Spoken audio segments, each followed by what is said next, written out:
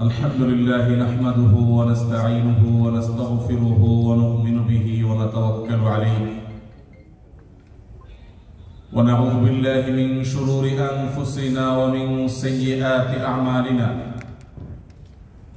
من يهده الله فلا مضل له ومن يضلله فلا هادي له وأشهد أن لا إله إلا الله وحده لا شريك له وأشهد أن محمدًا عبده ورسوله أرسله بالحق بشيرًا ونذيرًا وداعيًا إلى الله بإذنه وسراجًا منيرًا أما بعد فقد قال الله تبارك وتعالى أعوذ بالله من الشيطان الرجيم إنما المؤمنون إخوة فأصلحوا بين أخويكم واتقوا الله لعلكم ترحمون.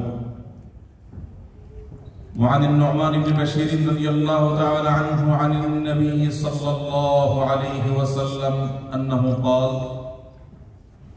مثل المؤمنين في توادهم وتراحمهم وتعاطفهم مثل الجسد إذا اشتكى منه عضو تداعى له سائر الجسد بالسهر والحمى أو كما ورد في الحديث. সমরি মসজিদ কর্তৃক আয়োজিত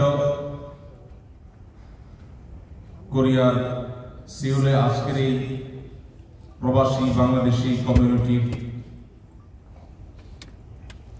অসাধারণ আয়োজনের সম্মানিত সভাপতি, উপস্থিত কমিউনিটির বিভিন্ন সেক্টরের বিভিন্ন মসজিদের বিভিন্ন কমিউনিটির নেতৃবৃন্দ, উপস্থিত আমার প্রাণপ্রিয় কোরআন এবং হাদিস প্রেমী ভাইয়েরা এবং পর্দার আড়ালে থাকা আমার মা বোনেরা, আল্লাহ রাব্বুল আলামিন আমাদেরকে প্রিয় মাতৃভূমি থেকে হাজারো কিলোমিটার দূরেও কোরআন এবং হাদিসের কথা শুনবার জন্য, কোরআন এবং হাদিসের আলো দ্বারা আলোকিত হওয়ার জন্য একত্র হওয়ার তৌফিক দান করেছেন। এই জন্য রব্বে কারীমের কাছে শুকরিয়া জানাই, আলহামদুলিল্লাহ। সম্মানিত উপস্থিতি, এবছর আপনাদের সূচকের বর্ষ বেশ বড়। অনেকেই দেশে গেছেন, লম্বা ছুটিকে অনেকে অনেকভাবে সদ্ব্যবহার করবার চেষ্টা করেছেন। যারা এখানে আছেন, আপনারা কষ্ট করে আপনাদের মূল্যবান সময় থেকে কিছু সময় বের করে কোরআন এবং হাদিসের কথা শোনার জন্য সমবেত হয়েছেন। রব্বে কারীমের দরবারে দোয়া করি আল্লাহ তাআলা আমাদের সবারই আশা, বসা এবং কথা বলা এবং শোনাকে কবুল এবং মঞ্জুর করুন। আমিন। আজকের এই চমৎকার আয়োজনে এই মজলিসের যেরকম আমরা সমবেত হয়েছি, আল্লাহ রাব্বুল আলামিন এর বিনিময়ে আমাদেরকে জান্নাতুল ফেরদাউসে একত্র হওয়ার তৌফিক দান করুন। আমিন। সম্মানিত উপস্থিতি, কোরিয়ার মাটিতে সমরি মসজিদ কর্তৃক আয়োজিত এটি তৃতীয় বার্ষিক সেমিনার। এই ইসলামিক আয়োজন এটি ধারাবাহিকভাবে তৃতীয়তম অনুষ্ঠানে গড়িয়েছে আপনাদের সর্বাত্মক সহযোগিতার ফলে, এবং এই ধরনের আনুষ্ঠানিকতা এবং এই ধরনের আয়োজন এটাকে টিকিয়ে রাখা, বাঁচিয়ে রাখা আমাদের প্রত্যেকের কর্তব্য। কারণ মাল্টিকালচারাল সোসাইটিতে, যে সোসাইটিতে বিভিন্ন ধর্মের, বিভিন্ন বর্ণের, বিভিন্ন দেশের মানুষ বসবাস করে, এরকম জায়গায় মুসলিম আইডেন্টিটি, নিজেদের যে সংস্কৃতি, নিজেদের যে পরিচয়, এটাকে যদি হারিয়ে যাওয়ার হাত থেকে রক্ষা করতে হয়, আত্মপরিচয়কে যদি ধরে রাখতে হয়, তাহলে সেক্ষেত্রে এই ধরনের আয়োজনের কোনো বিকল্প নেই। আমরা জানি একটা সময় এখানে এই দেশে আমাদের ভাই বোনেরা অনেকে বিভিন্ন রকমের হারাম অনুষ্ঠান, হারাম আয়োজনের মধ্যে হারিয়ে যেতেন। এই যে শহরী মসজিদ সহ অন্য অনেকগুলো মসজিদ পুরা সুযোগের বন্ধে বিভিন্ন রকমের ইসলামিক প্রোগ্রামের ডিজাইন আপনাদের জন্য করেছেন, এটা আপনাদের জন্য বিশাল বড় নেয়ামত। পৃথিবীর বহু দেশের মানুষ এই নেয়ামত থেকে বঞ্চিত। আমাদের প্রবাসী বাংলাদেশি ভাইরা অনেক দেশে আছে, সংখ্যায় আপনাদের চাইতে কয়েক গুণ বেশি আছে। এরকম বহু দেশও আছে যেখানে এখনো পর্যন্ত বাংলাদেশি কমিউনিটির জন্য এই ধরনের কোনো আয়োজন, ইসলামিক আয়োজন এই স্কেলে এখনো পর্যন্ত করা সম্ভব হয়নি। আমি গত সপ্তাহে অস্ট্রেলিয়ার সিডনিতে প্রোগ্রাম করে এসেছি। সেখানে একটি হলে 900 মতো সিট ছিল। সবগুলো সিট ফিল আপ হওয়ার পর একই হলে দ্বিতীয় দফায় আবার প্রোগ্রাম করতে হয়েছে, কারণ উপস্থিত মানুষদেরকে জায়গা দেওয়া যাচ্ছিল না। এত বেশি মানুষ হয়েছে যে পুরো হল ফিল আপ হওয়ার কারণে একটা প্রোগ্রাম শেষ হওয়ার পর 5 দিন গ্যাপ দিয়ে আবার একই জায়গায় দ্বিতীয় আরেকটা প্রোগ্রাম করতে হয়েছে। কারণ সেখানে এই ধরনের বড় স্কেল ইসলামিক আয়োজন বাংলাদেশি কমিউনিটির জন্য, বাংলাদেশ থেকে ওলামায়ে কেরাম এসে ইসলামিক আয়োজন করা, এ ধরনের আয়োজন সেখানে এটা প্রথম ছিল। এত বেশি মানুষের উপস্থিতিতে এবং এই ধরনের আয়োজন সেখানে প্রথম হওয়ার কারণে মানুষের উপচে পড়া ভিড় এটা সামলাতে গিয়ে একই জায়গায় ডাবল প্রোগ্রাম করে তারপর মানুষকে জায়গা দেখতে পেয়েছে। এর আগে আমরা নিউজিল্যান্ডে গিয়েছি, যে নিউজিল্যান্ডে বাংলাদেশি কমিউনিটির সংখ্যা আপনাদের চাইতে অনেক কম, কিন্তু সেখানেও বাংলাদেশি মানুষদের উপস্থিতি, সেখানে মানুষের সাড়া ছিল চোখে পড়ার মতো। আজকে যে আয়োজন সমরি মসজিদ থেকে যে আয়োজনটা গত 2 বছর ধারাবাহিকভাবে করা হচ্ছে, শেখ মিজানুর রহমান আজহারী হাফিজাহুল্লাহ শত ব্যস্ততা, শত কাজের চাপ সবগুলোকে ফেলে রেখে আপনাদের ডাকে সাড়া দিয়ে এসেছে। আমি আমার আসন্না ফাউন্ডেশন সহ আরো ব্যক্তিগত কাজকর্ম সবকিছুকে একপাশে ফেলে রেখে আমি এসেছি। উদ্দেশ্য যে কোরিয়াতে আমার প্রবাসী বাংলাদেশি ভাইয়েরা বোনেরা যারা আছেন, তাদের ঈমান, তাদের আমল, তাদের আত্মপরিচয়, তাদের আইডেন্টিটি যেন এখানে হারিয়ে না যায়, যেন তারা অ্যাজ এ মুসলমান তাদের আইডেন্টিটিকে ধারণ করে টিকে থাকতে পারে। এবং এই ক্ষেত্রে আমাদের আশার মাধ্যমে যদি আপনাদের মোটিভেশন, আপনাদের ইন্সপিরেশন, আপনাদের যে উৎসাহ উদ্দীপনা দিন এবং ইসলামকে ধারণ করবার ক্ষেত্রে তা একটু যদি বাড়ে, সেটাই এই প্রোগ্রামের সবচেয়ে বড় সার্থকতা। অতএব এই ধরনের প্রোগ্রামকে বাঁচিয়ে রাখাটা আমাদের সবার কর্তব্য। আমরা সবাই চেষ্টা করবো তো ইনশাআল্লাহ। প্রতি বছর এই ধরনের প্রোগ্রাম বারবার হতে হবে।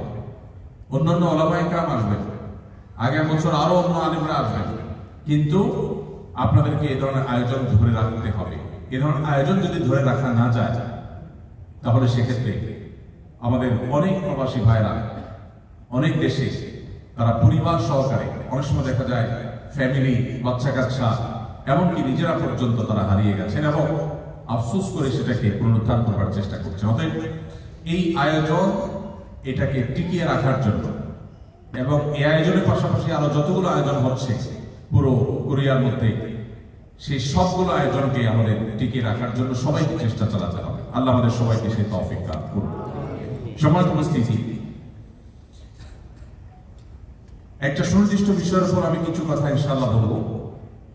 আপনাদের ছোটখাটো একটা প্রশ্ন আমার কাছে এসে পৌঁছেছে, সেই প্রশ্নগুলোর উত্তর ইনশাআল্লাহ আমি দেওয়ার চেষ্টা করবো। এরপর আমাদের আজকের অন্যতম প্রধান আকর্ষণ শেখ মিজানুর রহমান আজহারী হাফিজাহুল্লাহ, তিনি হোটেল থেকে ইনশাআল্লাহ আসবেন।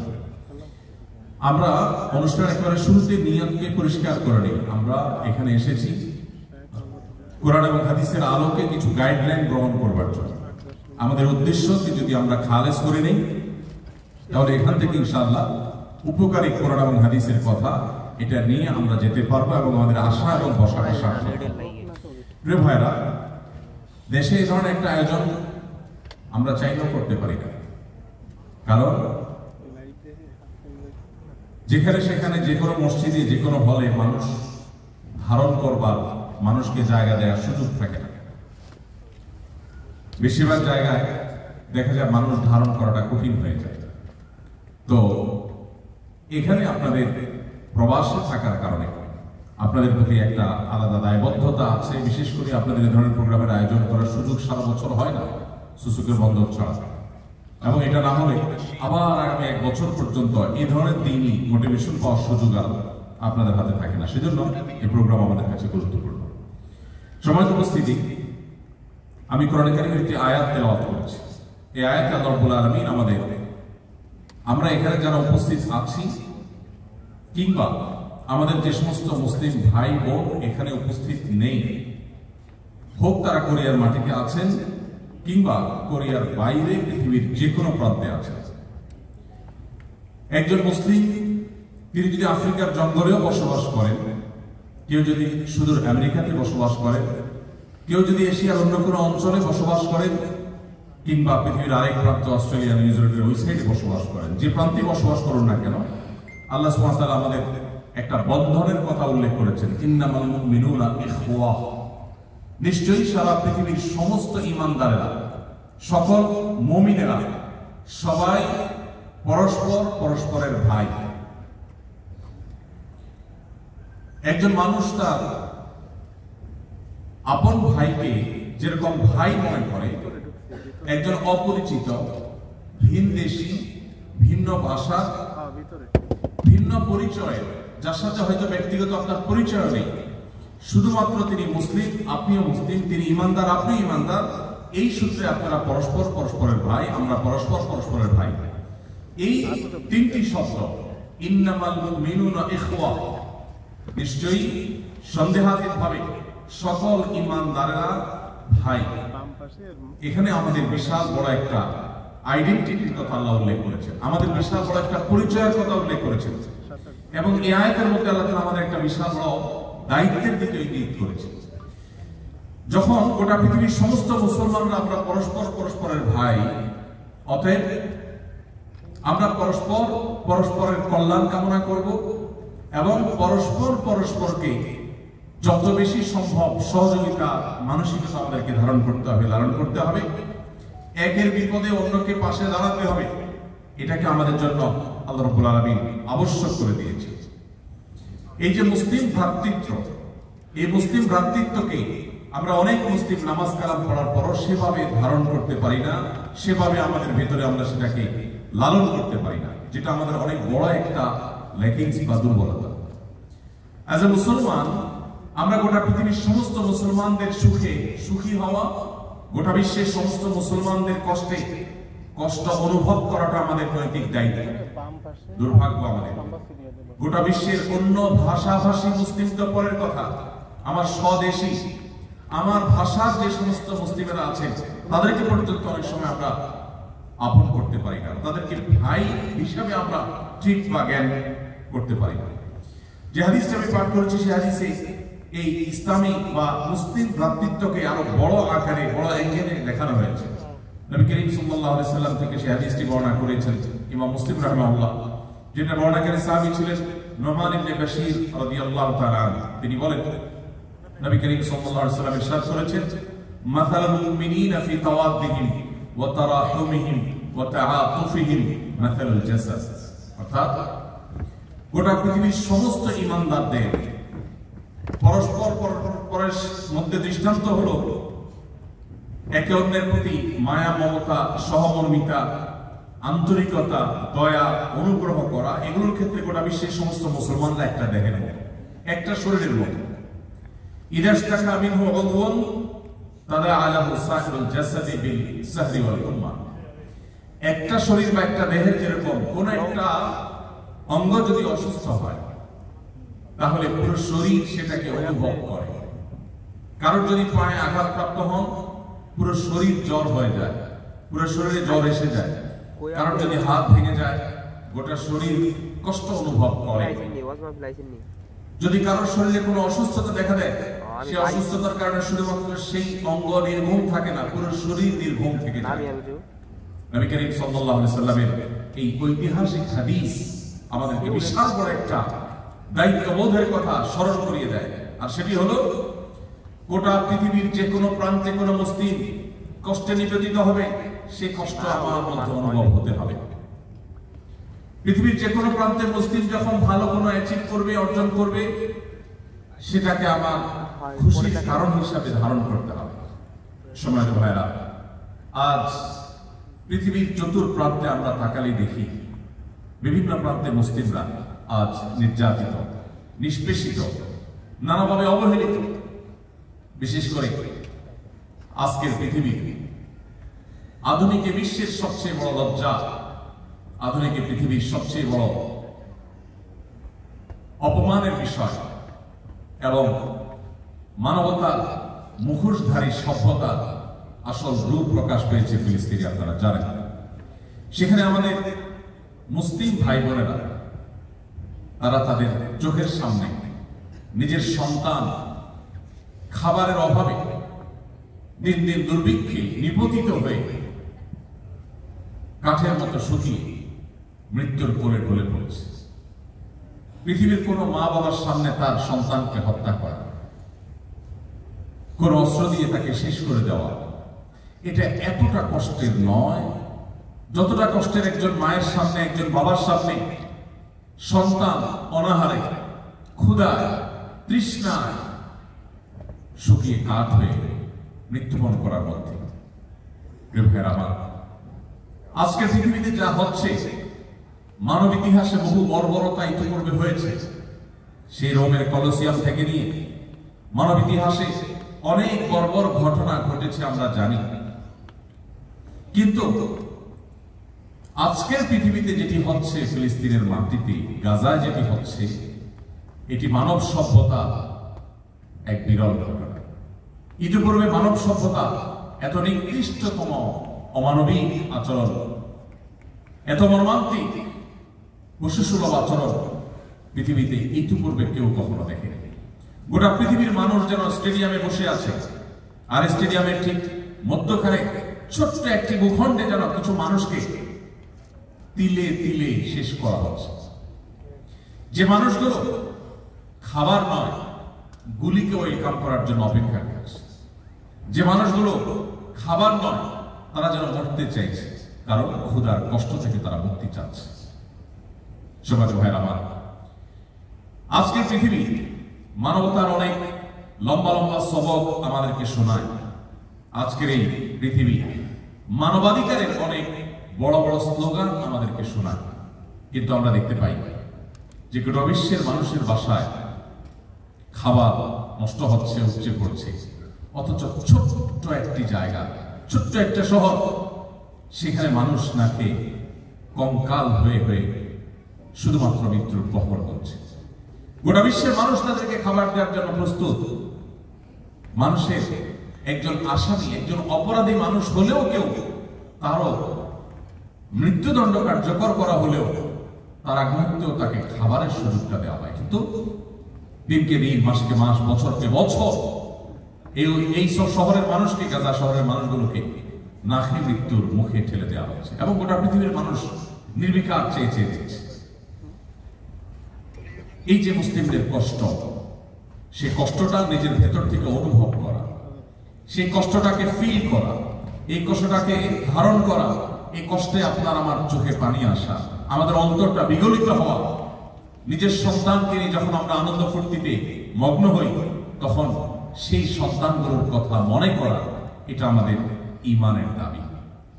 সমাজ ভাইরা, সেই দাবি আমাদেরকে আদায় করতে হবে, এবং সে দাবি আদায়ের জন্য সবার আগে আমাদের মধ্যে ঈমানের জাগরণ তৈরি করতে হবে। ঈমানের জাগরণ না থাকার ফলে আজকে আমাদের অনুভূতিগুলো মরে গেছে, আমাদের অভিব্যক্তিগুলো শেষ হয়ে গেছে, আমাদের উপলব্ধি করবার ক্ষমতা আমরা হারিয়ে ফেলেছি। আমরা খেয়ে পড়ে অন্য 10টা পশু বা অন্য 10টা প্রাণী কিংবা ভিন ধর্মী কোন মানুষ যেভাবে দিনাতিপাত করছে, ঠিক একইভাবে আমরাও স্বাভাবিক দিন যাপন করছি। সমাজ উপস্থিতি, আজ এই মাজলুম মানুষগুলোর জন্য আমাদের দায়িত্বশীল ভূমিকা রাখবার প্রয়োজন আছে। আমরা দেখি অস্ট্রেলিয়া, ইউকে এবং ইউরোপের অনেকগুলো দেশ আজ দেরিতে হলেও, মৌখিক হলেও ফিলিস্তিন রাষ্ট্রকে তারা স্বীকৃতি দিয়েছে। আজকে অনেক দেশে হাজার হাজার লাখ লাখ মানুষ তারা প্রতিবাদে ক্ষোভে ফুটে পড়েছে। আজকে মুসলিমরা বটেই, অমুসলিমরা পর্যন্ত, অন্য ধর্মের মানুষরা পর্যন্ত তারা দলে দলে নৌবহর নিয়ে, সমুদ্র ফ্লোটিলা নিয়ে তারা গাজার দিকে রওনা হচ্ছে। যদিও তাদের সেই নৌবহরকে থামিয়ে দেওয়া হচ্ছে, বাধাগ্রস্ত করা হচ্ছে, কিন্তু তারা চেষ্টা করছে এবং তারা অগ্রসর হওয়ার ট্রাই করছে। সমাজ উপস্থিতি, আমরা আমাদের জায়গা থেকে কি করতে পারি? একজন মুসলিম হিসাবে সবচেয়ে বড় করণীয় হলো যে একজন মুসলিম হিসাবে আমি এই কষ্টটা অনুভব করব। আমরা কজন মানুষ আছি যে আমার সন্তানকে নিয়ে যখন আমি মজাদার সুস্বাদু খাবার খেতে বসি তখন ফিলিস্তিনের বাচ্চাগুলোর কথা মনে পড়ে? আমরা কজন আছি যে আমরা যখন উদরপূর্ণ করে আমরা কোনো খাবার খেতে যাই, আমরা যখন আনন্দ ফুর্তি করতে যাই তখন এই মাজলুম মানুষগুলোর চেহারা আমাদের চোখের সামনে ভেসে ওঠে? আমরা কজন মানুষ আছি যে মানুষগুলো তাদের প্রতি যারা জুলুম করছে, নির্যাতন করছে, নিষ্পেষণ করছে, অন্তত তাদের প্রতি প্রতিবাদ জানিয়ে তাদের তৈরি করা পণ্যগুলো যেগুলো বর্জন করবার সুযোগ আমার আছে, স্বাধীনতা আমার আছে, আমি কি কিনবো আমার টাকা দিয়ে, কি কিনবো না সে স্বাধীনতা আমার। পৃথিবীর কোনো দেশ, কোনো সরকার, পৃথিবীর কোনো সভ্যতা আমাকে বাধ্য করে না যে তোমার টাকা দিয়ে এটা কিনতেই হবে।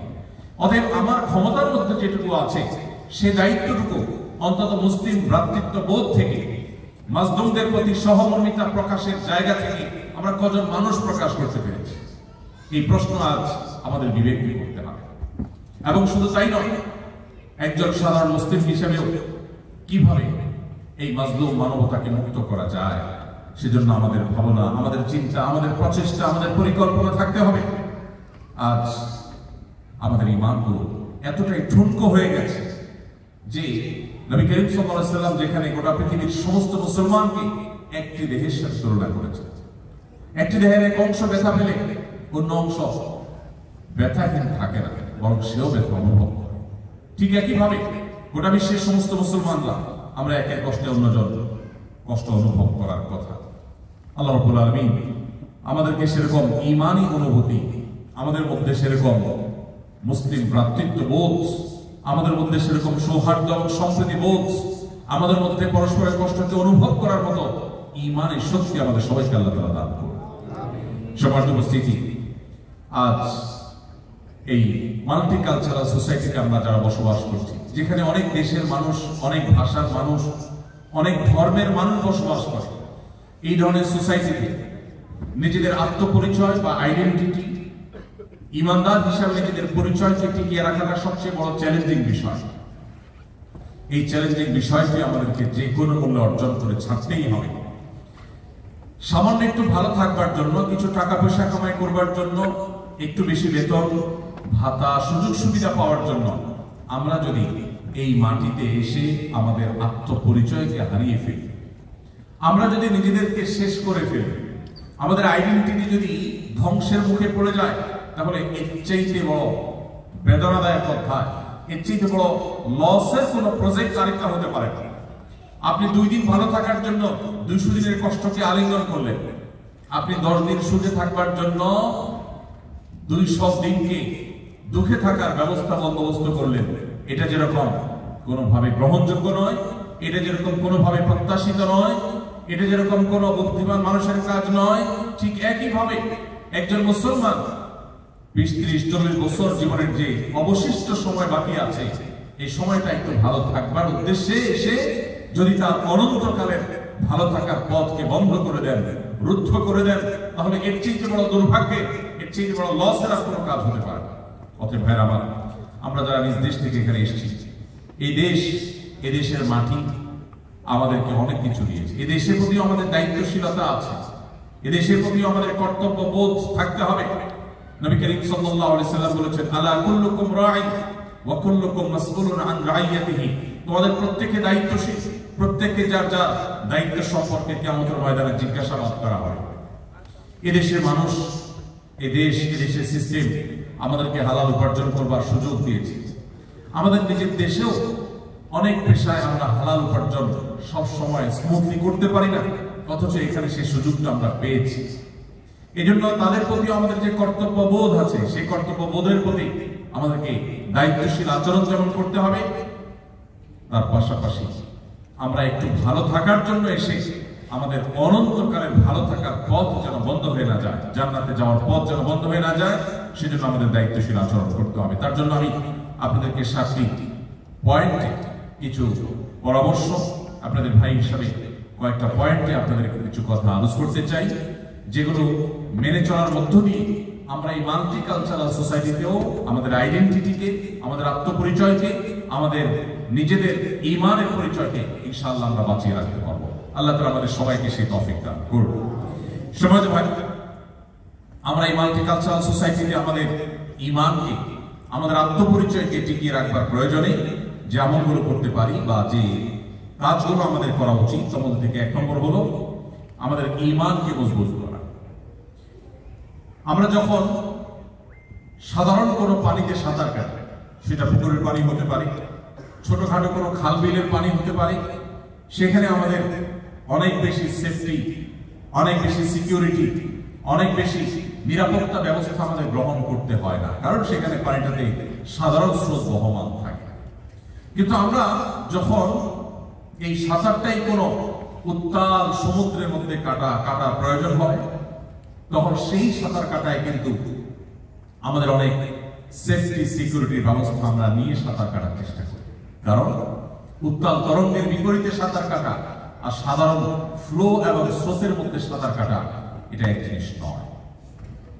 ঠিক একইভাবে আমরা যখন কোনো মুসলিম প্রধান সোসাইটিতে থাকি, যেখানে আশেপাশে সবাই মুসলমান, যেখানে এনভায়রনমেন্ট এবং পরিবেশ পুরোটাই হলো ঈমানের জন্য, ইসলামের জন্য অনুকূল, সেই রকম পরিবেশে যখন আমরা বসবাস করি, তখন আমাদের যতটা ঈমানদার হতে হয়, যখন আমরা একটু ভালো উপার্জনের জন্য, একটু ভালো থাকবার প্রয়োজনে যখন এমন কোন দেশে, এমন কোন জায়গায় চলে যাই যেখানে ইসলাম এবং ঈমানের জন্য পরিবেশটা পুরোপুরি অনুকূল না, চতুর্দিকে সবাই শুধু মুসলিম নয়, অন্য পরিচয়ের বহু মানুষের মধ্যে যখন আমি প্রবেশ করি, তখন সেখানে নিজের ঈমানকে, নিজের পরিচয়কে টিকিয়ে রাখবার প্রয়োজনে আমাদেরকে আলাদা পরিশ্রম করতে হয়, আলাদা সেফটি বেল্ট ধারণ করতে হয়, আলাদা সিকিউরিটি আমাদেরকে রাখতে হয়। ঠিক একইভাবে আপনারা মাল্টিকালচারাল সোসাইটিতে যারা বসবাস করছেন, এই জায়গায় নিজেদের আত্মপরিচয়কে টিকিয়ে রাখতে হলে নিজেদের ঈমানকে মজবুত করা ও সুদৃঢ় করার কোনো বিকল্প নেই। দুর্বল ঈমান নিয়ে যারা এ ধরনের সোসাইটিতে বসবাস করবে, তারা সেই সোসাইটিতে হারিয়ে যাবে। আজ হোক, আধুনিক পরে হোক, তাদের জেনারেশনের মধ্যে গ্যাপ তৈরি হয়ে যাবে। নিজের সন্তান দেখা যাবে বেঈমান হয়ে যাওয়ার আশঙ্কা তৈরি হয়েছে, এমনকি নিজেও নিজের অজান্তে ইসলাম থেকে দূরে সরার আশঙ্কা তৈরি হবে। সমাজ ভাইরা, যদি আমরা অনন্তকাল জাহান্নামে যাওয়ার এই পথ এড়াতে চাই, এই পথ পরিহার করতে চাই, তাহলে আমাদের ঈমানকে মজবুত করার কোনো বিকল্প নাই। ঈমান মজবুত করার আয়োজন হিসেবে আজকের এই আয়োজন, যেখানে ঈমানের কথা হবে, যেখানে আমলের কথা হবে, যেখানে আল্লাহর কথা হবে, যেখানে রাসূলের কথা হবে, এখান থেকে ঈমানের রিচার্জ করে, এই রিচার্জ করা ঈমান দিয়ে আপনাকে আগামী বহুদিন চলতে হবে। আবার যখন ঈমান দুর্বল হবে, আবার আপনার ঈমানকে রিচার্জ করতে হবে। আপনার ঈমানকে রিচার্জ করার মধ্য দিয়ে, আপনার ঈমানের ব্যাটারিকে পুনরায় চার্জ করার মধ্য দিয়ে আপনি আবারও কিছুদিন চলার মতো শক্তি লাভ করবেন।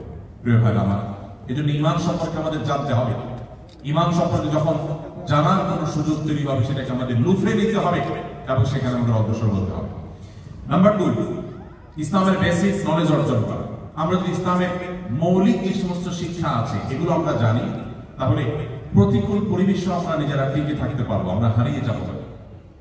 আমরা প্রতিকূল পরিবেশে স্রোতের তালে, ঈমান বিরোধী, ইসলাম বিরোধী স্রোতের তালে আমরা হারিয়ে যাব না, যদি আমরা ইসলামের বেসিক নলেজ গুলো আমাদের থাকে, আমরা ইসলামের বেসিক বিষয়গুলো জানি। বেশিরভাগ মুসলমানরা আছেন যারা ঈমান ভঙ্গের কারণ জানেন না, তার ঈমানের সাথে কি যায় কি যায় না সেটা তিনি জানেন না। অনেক প্রবাসী ভাইরা আছেন যাদের হাতে আমি চুড়ি দেখি, এমনকি নামাজ পড়েন এমন ভাইকেও আমি দেখি যে তার হাতে বিভিন্ন রকমের চুড়ি, অনেকের হাতে বিভিন্ন রকমের সুতা বাঁধা। কারণ তিনি আমাদের পার্শ্ববর্তী দেশে যে সমস্ত ভাইরা আছেন, হিন্দু ভাইরা আছেন, এখানে হয়তো তারা বসবাস করছেন, তাদের সাথে একই কোম্পানিতে কাজ করছেন, হয়তো আপনার সহকর্মী তিনি, হয়তো আপনার রুমমেট তিনি, হয়তো আপনারা একসাথে বসবাস করছেন। তার হাতে সুতো দেখে আপনি আপনার হাতে সুতো বাঁধছেন, তার হাতে চুড়ি দেখে আপনার হাতে আপনি চুড়ি ধারণ করছেন। অনেক প্রবাসী ভাইরা আছেন যে নিজে হয়তো নামাজ কালামও পড়েন, কিন্তু তিনি জানেন না এই জিনিসটি তার জন্য ইসলামে হারাম করা হয়েছে, এবং না জানার কারণে নিজের অজান্তে তিনি অন্য ধর্মের মানুষের ধর্মীয় যে কৃষ্টি, তাদের যে ধর্মীয় নিদর্শন, সেই নিদর্শনকে তিনি তার শরীরে ধারণ করছেন। এটা যে ভয়ঙ্কর হারাম তিনি জানেন না। এরকম অনেক কাজ আছে যে কাজগুলো আমাদের না জানার কারণে আমরা করতে পারি না। এই জন্য এই ধরনের পরিবেশে আপনার ইমানকে বাঁচাবার জন্য, আপনার আইডেন্টিটিকে রক্ষা করবার জন্য আপনাকে ইসলামের বেসিক নলেজ অর্জন করতে হবে, মৌলিক এলম অর্জন করতে হবে। সেটার জন্য সবচেয়ে বড় সুযোগ এখানকার মসজিদগুলো। কোরিয়ার মানুষের জন্য, বিশেষ করে কোরিয়ান প্রবাসী বাংলাদেশি ভাইদের জন্য অনেক বড় একটা অ্যাডভান্টেজ হলো যে এখানে পর্যাপ্ত পরিমাণ মসজিদ আলহামদুলিল্লাহ আমাদের ভাইরা আপনারাই গড়ে তুলেছেন। অনেক দেশে আছে যে এর চেয়ে বেশি মানুষ বসবাস করে। আমাদের স্বদেশী ভাইদের সংখ্যা এই দেশে যেরকম আছে তার চেয়ে অনেক গুণ বেশি, কিন্তু মসজিদের সংখ্যা এত বেশি না। এই তুলনায় মসজিদ আপনাদের এখানে বেশি, যদিও আরো মসজিদ আপনারা নিশ্চয়ই করবেন। এই যে দিনই আয়োজন করছেন, শত প্রতিকূলতা সত্ত্বেও এই আয়োজনকে সফল এবং সাকসেস করার জন্য আপনারা এসেছেন, সমবেত হয়েছেন। এটা আমাদের জন্য বিশাল বড় একটা সৌভাগ্যের বিষয়, সৌভাগ্যের উপস্থিতি। এই জন্য আমাদের এই মসজিদগুলোর সাথে ইনভলভ হতে হবে। অনেক ইমাম সাহেব, ওলামা ইকরাম এখানে উপস্থিত আছেন। আমি বিনীতভাবে ওলামা ইকরামকে অনুরোধ করতে চাই, মসজিদগুলোতে দ্বীন শেখার বহুমুখী আয়োজন করতে হবে। কখনো অফলাইনে, কখনো অনলাইনে, কখনো বিভিন্ন শীট বা বই পুস্তক দেওয়ার মাধ্যমে, এমনকি মসজিদ থেকে আমাদের বাংলাদেশি কমিউনিটি ভাইরা যেখানে বেশি লোক থাকেন সেখানে গিয়ে হলেও, তাদের কাছে যে হলেও সপ্তাহে মাসে দ্বীন শেখার আয়োজন করতে হবে, যেন তারা বিশুদ্ধভাবে কোরআন তেলাওয়াত করতে পারেন, যাতে কোরআন তারা বুঝে পড়তে পারেন, যাতে তারা নবী সাল্লাল্লাহু আলাইহি ওয়াসাল্লামের হাদিস সম্পর্কে ধারণা পান, ইসলামের মৌলিক নলেজ সম্পর্কে যেন তারা ওয়াকিফ হতে পারেন। সেজন্য নানাবিধ উদ্যোগ ইমাম সাহেবরা নিতে হবে। দেখুন, পৃথিবীর বহু দেশ আছে যে দেশে আজ থেকে 50 বা 100 বছর আগে মুসলমানরা গিয়েছে এবং সেখানে তারা ইসলাম চর্চার কাজটাকে খুব গুরুত্বের সাথে যখন করেছে, আজকে 100 বছর পরে দেখা যাচ্ছে সেখানে মুসলিমদের নিজস্ব কমিউনিটি, নিজস্ব সোসাইটি, নিজস্ব সিটি, শহর, স্কুল, কলেজ, এমনকি ইউনিভার্সিটি পর্যন্ত গড়ে উঠেছে। এটি সেই সময়কার মানুষ যারা প্রথমে এসেছেন তাদের দায়িত্বশীলতার কারণে এটি হয়েছে। আজকে আপনারা যারা দেশে বসবাস করছেন, আজ থেকে 50-100 বছর পরের কোরিয়ার কথা চিন্তা করুন, যখন হয়তো আপনার স্বদেশী আরো হাজারো লাখো মানুষ এসে ভরে যাবে। সেই মানুষগুলোর জন্য অনুকূল পরিবেশ গড়ে তোলা আমাদের সবার কর্তব্য এবং দায়িত্ব। আমরা এই যে দিনী চর্চা, দিনী আয়োজন করছি, আমরা মসজিদগুলো গড়ে তুলছি, এই মসজিদগুলোকে আমরা আবাদ করছি, নিজেরা দিনী ইলম বা ইসলামের বেসিক নলেজ অর্জন করে একজন মুসলমান যা না জানলে নয়, তার ঈমান সম্পর্কিত ধারণা, ইসলাম সম্পর্কিত ধারণা, বেসিক মাসআলা মাসাইল, ইসলামের ইতিহাস, অন্যান্য বিষয়গুলো যদি আমরা ভালো করে নিজেরা চর্চা না করি, এখানে যদি সুন্দর পরিবেশ আমরা গড়ে তুলতে না পারি, তাহলে পরবর্তীতে যারা আসবে তাহলে তারা হারিয়ে যাবে, তারা এসে ভালো পরিবেশ পাবে না। আর যদি আপনারা এই ফাউন্ডেশন ভিত্তি যারা শুরুর দিক থেকে এসেছেন তারা যদি এখানে গড়ে দিয়ে যেতে পারেন, ইসলামের জন্য, মুসলমানদের জন্য অনুকূল পরিবেশ যদি আপনারা ডেভেলপ করতে পারেন, তাহলে এর ফলশ্রুতিতে পরবর্তী সময়ে যত মানুষ এখানে আসবে তারা এসে যত ভালো পরিবেশ পাবে, যত আমল করবে, আপনি হয়তো ততদিনে কবরের বাসিন্দা হয়ে যাবে, আপনার আমল নামে সেটা যুক্ত করে থাকবে। অতএব এ ধরনের প্রোগ্রাম যেখানে হবে সেখানে যাওয়া, এই প্রোগ্রামগুলো বাস্তবায়ন করা, মসজিদগুলো গড়ে তোলা, মসজিদগুলোকে আবাদ করা, মসজিদগুলোতে বহুমুখী দিনী আয়োজন করা, এটা আমাদের কর্তব্যের অংশ। আমরা শুধুমাত্র টাকা পয়সা কামাই করেই আমাদের দায়িত্ব শেষ করতে পারি না। আমরা আমাদের টাকা পয়সা কামাইয়ের পাশাপাশি ঈমানের এই যে নার্সিং, ঈমানের এই যে চর্চা, ঈমানের এই যে আলোচনা, এটা আমাদেরকে বাড়াতে হবে। আমি গত বছরের আগের বছর আপনাদের এই সিওলে এই সমরি মসজিদের আয়োজনে এসেছিলাম। আমার পরিষ্কার মনে আছে যে সেখানে আমি রাস্তা যখন যাচ্ছিলাম, একজন শিখ, ইন্ডিয়ার একজন শিখ ধর্মাবলম্বী, তিনি ডালাই করে কিছু খাবার, কিছু ফল, ফ্রুটের কিছু ছোট ছোট প্লেট সাজিয়েছেন।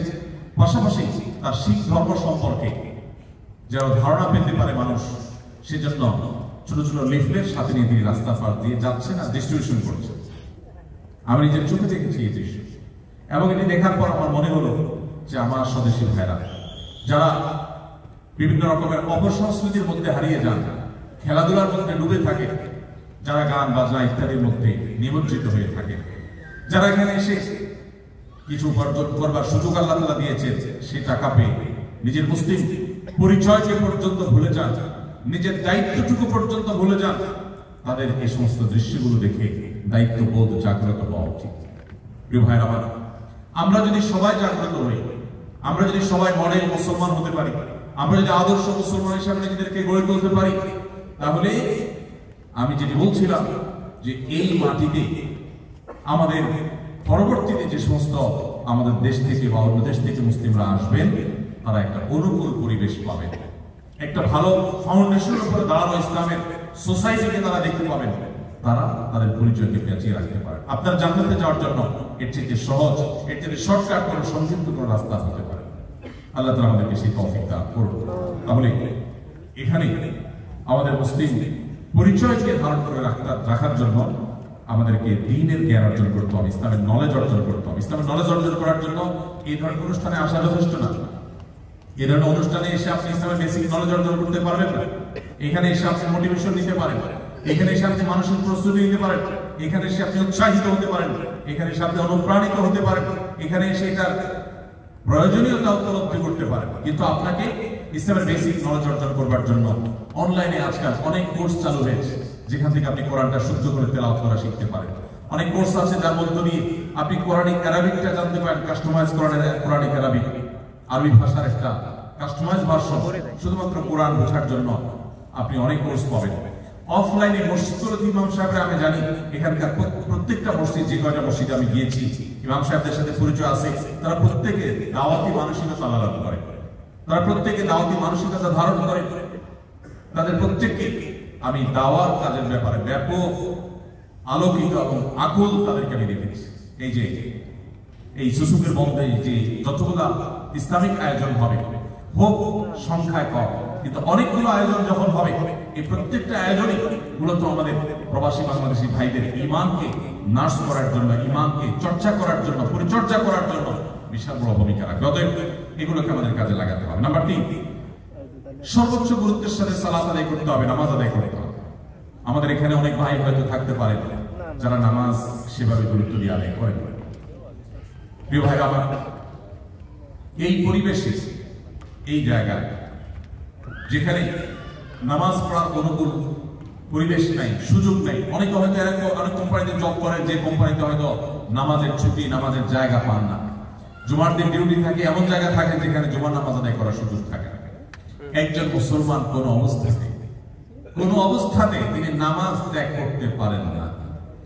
নামাজ ত্যাগের বিনিময়ে যদি তাকে মিলিয়ন মিলিয়ন ডলার তাকে স্যালারি দেওয়া হয় মাসে, তিনি কখনো সেই চাকরি, সেই জবের অফারকে তিনি অ্যাকসেপ্ট করতে পারেন না। কারণ আমার যদি মুসলমানিত্বই না থাকে, আমার যদি জান্নাতে যাওয়ার পথটা চিরতরে রুদ্ধই হয়ে যায়, আমার যদি জাহান্নামে যাওয়াটা নিশ্চিত হয়ে যায়, তাহলে সেই জব যত লোভনীয় হোক, যত বড় অফারের জব হোক, সেটা কখনো আমি অ্যাপ্রিসিয়েট করতে পারি না। এই জন্য ভাইরা আমার, প্রবাস জীবনে বিশেষ করে মাল্টিকালচারাল সোসাইটিতে যারা নিজের ঈমান আমলকে বাঁচাতে চান, তাদের জন্য সবচেয়ে প্রধান কর্মসূচি হলো 5 ওয়াক্ত নামাজকে সর্বোচ্চ গুরুত্বের সাথে আদায় করা। যেই কোনো পরিস্থিতিতেই হোক আপনাকে নামাজ আদায় করতে হবে। প্রিয় ভাইরা আমার, আমরা সেই রাসূলের উম্মত, যে রাসূল সাল্লাল্লাহু আলাইহি ওয়াসাল্লাম জীবনের শেষ মুহূর্তে অত্যন্ত কষ্ট করে, যখন মাত্র 20-25 গজ দূরে নিজের বাসা থেকে মসজিদ, এতটুকু দূরে গিয়ে নামাজ আদায় করার মতো শক্তিও ছিল না, তখন আমাদের প্রিয় নবী সাল্লাল্লাহু আলাইহি ওয়াসাল্লাম একদিকে হামজা রাদিয়াল্লাহু তাআলা আনহু, আরেকদিকে আলী রাদিয়াল্লাহু তাআলা আনহুর কাঁধে দুটি হাত রেখে, দুইজন সাহাবী আলী রাদিয়াল্লাহু তাআলা এবং আরেকজন সম্ভবত আব্বাস রাদিয়াল্লাহু তাআলা আনহু, দুজনের কাঁধে দুটি হাত রেখে পুরো শরীরের ভার তাদের উপর ছেড়ে দিয়ে তারপরে পাপকে মাটিতে টানতে টানতে টেনে হেঁচড়ে দিয়ে তারপর তিনি জামাতের সাথে নামাজ আদায় করেছেন। তারপর নামাজ তরক করেন। ভাইরা আমার, নামাজকে যদি আপনি সেভ করেন, যত যাই হোক আমি নামাজ ছাড়ব, এই প্রতিজ্ঞা যদি আপনি করেন, আল্লাহ তাআলা আপনার ঈমানকে, আপনার ইসলামকে অটোমেটিক সেভ করবেন ইনশাআল্লাহ। এজন্য ভাই, আপনি জব করছেন, চাকরি করছেন, আপনার পেশাবের জন্য, আপনার ওয়াশরুমে যাওয়ার জন্য যে সময়টা আপনি পাবেন, ওই সময়টা থেকে বাঁচিয়ে হলেও আপনি অন্তত ফরজ নামাজগুলো আপনাকে পড়ে ফেলতে হবে। 3 জন ভাই যদি কোথাও থাকেন, একজন ইমামতি করে জুমার নামাজটা 5-7 মিনিটের মধ্যে হলেও আপনাকে পড়ে ফেলতে হবে। এবং জুমার নামাজের ইমামতি এমন কোনো জটিল বিষয় না যেটা আমরা পারব। আপনি 2-3 বার সুবহানাল্লাহ আলহামদুলিল্লাহ যদি দাঁড়িয়ে বলেন, দুরূদ শরীফ একবার পড়েন, আলহামদুলিল্লাহ সূরাটাও যদি পড়েন, তাতে আপনার খুতবা হয়ে যায়। এরপর আপনি নিজের নামাজের মতো করে 2 রাকাত নামাজ পড়া। 3 জন মুসল্লি যদি পান, তাহলে আপনি তাদের চতুর্থতম ব্যক্তি। আপনাদের মধ্যে যে কোনো একজন ইমামতি করে আপনারা জুমার নামাজ আদায় করতে হবে। কর্তৃপক্ষের কাছ থেকে ছুটি নিয়ে যে সপ্তাহে 10টা মিনিট আমাদেরকে দিবে, সেটি আপনাদের আদায় করে নিতে হবে। প্রয়োজনে ওভারটাইম করে, অতিরিক্ত জব করে হলো আপনার নামাজের নিশ্চয়তা আপনাকে করতে হবে। আমি জানি অনেক ভাইরা আছেন যারা এখানে ওয়াজ শুনতে এসেছেন, অথচ ডিউটি থাকাকালীন সময় নামাজ পড়তে পারেন না। অনেক ভাইরা বলেন, ভাই সারাদিন নামাজ পড়তে পারি না, তবে আমি নামাজ ছাড়ি না, আমি বাসায় গিয়ে যোহর, আসর, মাগরিব সব একসাথে আদায় করি। এটা নামাজের নামে তামাশা। নবী করিম সাল্লাল্লাহু আলাইহি সাল্লাম পরিষ্কারভাবে আমাদের জন্য নির্দেশ দিয়েছেন যে ইমানদার নামাজ আমাদের আদায় করতে হবে। ইসলামের একটা খুঁটি ভাই, খুঁটি ছাড়া যেরকম ঘর করা সম্ভব না, নামাজ ছাড়া মুসলমান কখনো মুসলমান থাকতে পারে না। দুর্ভাগ্য আমাদের যে আমরা এই জায়গায় কম্প্রোমাইজ করি। ইসলামের অন্য অনেক বিষয় আপনি কম্প্রোমাইজ করবার চিন্তা মাথায় আসতে পারে, কিন্তু আপনি নামাজের ব্যাপারে কম্প্রোমাইজের চিন্তা কখনো মাথায় আসতে পারে না। মুশকিল হলো আমরা বাংলাদেশের মানুষ, আমরা একটা কথা ছোটবেলা থেকে শুনে আসছি যেটি ভুল কথা, সেটি হলো আমরা অনেকে মনে করি যে নামাজ না পড়লে কি হয়েছে, আমার ঈমান আছে। আমরা অনেক গর্ব করে বলি নামাজ না পড়লে কি হয়েছে, ঈমান আছে। নাম হলো আতরানি, গায়ের থেকে দুর্গন্ধ। এটা যেমন নাম মুসলমান, নামাজ পড়ে না, এটাও সেরকম। কোন অবস্থাতে নামাজ ত্যাগ ইসলামে এলাউড না। আপনি লক্ষ্য করুন, নামাজ আপনি দাঁড়িয়ে পড়তে পারছেন না, ইসলাম বলে বসে পড়ো। বসে পড়তে পারছেন না, আল্লাহ বলে শুয়ে পড়ো। শুয়ে শুয়ে আপনি হাত পা নাড়াতে পারছেন না, ইসলাম আপনাকে নির্দেশ করছে মনে মনে তুমি নামাজ আদায় করো। আপনাকে ওযু করে নামাজ পড়তে হবে, ওযু করতে পারছেন না, ইসলাম বলে তুমি তায়াম্মুম করো। আপনি তায়াম্মুম করতে যদি অপারগ হন, তায়াম্মুমের ব্যবস্থা নাই, ওযুর ব্যবস্থা নাই, তাহলে যে অবস্থা আছেন সে অবস্থা আপনাকে নামাজ আদায় করতে হবে। নামাজের জন্য সতর ঢাকা ফরজ, কিন্তু এমন কোন পরিস্থিতি আছেন আল্লাহ মাফ করুক আপনার সতর ঢাকার ব্যবস্থা নেই, তাহলে ওই অবস্থায় আপনাকে নামাজ আদায় করতে হবে। আপনি যদি এমন কোন পরিবেশে থাকেন যেখানে আপনার পবিত্র কাপড় থাকা নামাজের জন্য পূর্ব শর্ত, অথচ আপনার কাছে পবিত্র কোনো কাপড় নাই, ইসলাম ওই অবস্থা আপনাকে নামাজ পড়তে বলে। কিবলার দিকে ফিরে নামাজ পড়া ফরজ, কিন্তু কিবলা কোন দিকে আপনি জানেন না, জানার কোনো উপায় নাই, কাউকে জিজ্ঞেস করেও জানার ব্যবস্থা নাই, আপনার কম্পাসেরও সার্ভিস আপনার কাছে নাই, কোনোভাবে কিবলা নিরূপণ আপনি করতে পারছেন না। এই রকম পরিস্থিতিতে অনুমান করে এই দিকে কিবলা হতে পারে ধারণা করে সেই দিকে ফিরে নামাজ পড়তে হবে, তারপর আপনাকে নামাজ আদায় করতে হবে। ভাইরা আমার, নামাজের গুরুত্ব এত বেশি বুঝেছেন সাহাবায়ে কেরাম যে যুদ্ধের মধ্যে, রণাঙ্গনের মধ্যে পর্যন্ত তীর এসে লেগেছে পায়ে, কিন্তু নামাজ ছাড়া। ওমর রাদিয়াল্লাহু তাআলা খলিফাতুল মুসলিমিন তিনি বলেছেন, লা হাজ্জা ফিল ইসলাম লিমান তারাকা সালাহ। যে ব্যক্তি নামাজ ছেড়ে দেয়, যে ব্যক্তি নামাজ পড়ে না, এর ইসলামে কোনো অংশ নাই, সে নিজেকে মুসলিম দাবি করবার কোনো অধিকার নেই। এই জন্য ভাইরা আমার, আপনি অন্য অনেক কিছুতে ছাড় পাবেন, রোজা রাখতে পারছেন না, আল্লাহ রাব্বুল আলামিন কোরআনে কারীমে বলেছেন ওয়ালাল লাযিনা ইউতিকুনাহু ফিদিয়াতুত তুআমু মিসকিন। কিছু মানুষ রমজানে এমন অবস্থা আছে যে এখন রোজা রাখতে পারছেন না, তাদেরকে আল্লাহ বলেছেন ফামান কানা মিনকুম মারিদান আও আলা সাফারিন ফাইদ্দাতুন মিন আইয়ামিন উখর। কেউ যদি অসুস্থতার কারণে, সফরে থাকার কারণে রোজা রাখতে কষ্ট হয়, তাহলে সে রমজানের রোজা না রেখে এই কয়েকটা রোজা যেগুলো সফর কিংবা অসুস্থতার কারণে, কারণ জ্বর হয়েছে, অসুস্থ হয়েছে, রোজা রাখাটা টাফ হচ্ছে, তার পানি পান করতে হবে, তাকে মেডিসিন নিতে হবে, না হলে তার বিপদ হতে পারে, এইরকম সিরিয়াস পর্যায়ে অসুস্থ হলে আল্লাহ তাআলা তার জন্য কোরআনে বিধান দিয়েছে সে এই রোজাগুলো ভেঙে রমজানের বাইরে অন্য সময় রোজা রাখতে পারবে। আর যদি কার রোজা রাখার ক্ষমতা একেবারে শেষ হয়ে যায়, ওয়ালাল লাযিনা ইউতিকুনাহু ফিদিয়াতুত তুআমু মিসকিন, কার রোজা রাখার একেবারে ক্ষমতা নেই, তিনি অসুস্থ হয়ে পড়েছেন বা বার্ধক্যজনিত কষ্টে তিনি বয়সের শেষ প্রান্তে এসেছেন, রোজা রাখতে পারেন না, এই ব্যক্তির জন্য রোজার বিকল্প হিসাবে খাদ্য বিতরণ করতে বলা হয়েছে। মিসকিনকে, একজন মিসকিনকে দিনের খাবার দিয়ে দিলে একটা রোজার বিকল্প হয়ে যায়। এইরকম ব্যক্তির, যে ব্যক্তি রোজা রাখার ক্ষমতা নাই বার্ধক্যজনিত কারণে, অথবা এমন অসুস্থতা যে অসুস্থতাতে কখনো সুস্থ হওয়ার সম্ভাবনা নেই, তার জন্য ফিদিয়ার ব্যবস্থা রেখেছে ইসলাম। কিন্তু নামাজের ব্যাপারে ইসলাম কোনো বিকল্প দেয় নাই। ভাইরা আমার, নামাজ এমন একটা ইবাদত যে এটার কোনো বিকল্প না যে ঠিক আছে নামাজ পড়তে পারো না তুমি সাদকা দিয়ে দাও এটা হয়ে যাবে, এরকম কোনো বিধান কোরআন হাদিসে নেই। অতএব আমরা যদি নিজেদেরকে মুসলমান পরিচয় দিতে চাই, আমাদের ইসলামটাকে ধারণ করতে চাই, তাহলে আমাদের ৫ ওয়াক্ত নামাজকে সর্বোচ্চ গুরুত্ব দিতে হবে, যেই কোনো পরিস্থিতি আদায় করতে হবে। অনেক সময় হীনমন্যতা কাজ করে যে আমার এখানে কেউ মুসলমান না, আমি একা মুসলমান, একা নামাজ পড়লে সবাই তাকায় থাকবে, নামাজের কোনো আলাদা জায়গা নেই, তো তাকায় থাকবে। তাতে আমার যদি একটু হেজিটেশন হয়, আমি যদি একটু অস্বস্তিতে পড়ি, আমি যদি একটু লজ্জাস্কর পরিস্থিতিতে পড়ি, তারপরেও সেটাকে আমার মেনে নেওয়াটা আমার ঈমানের দাবি। আমি জান্নাতটা আল্লাহর কাছে কোন মুখে চাইছি?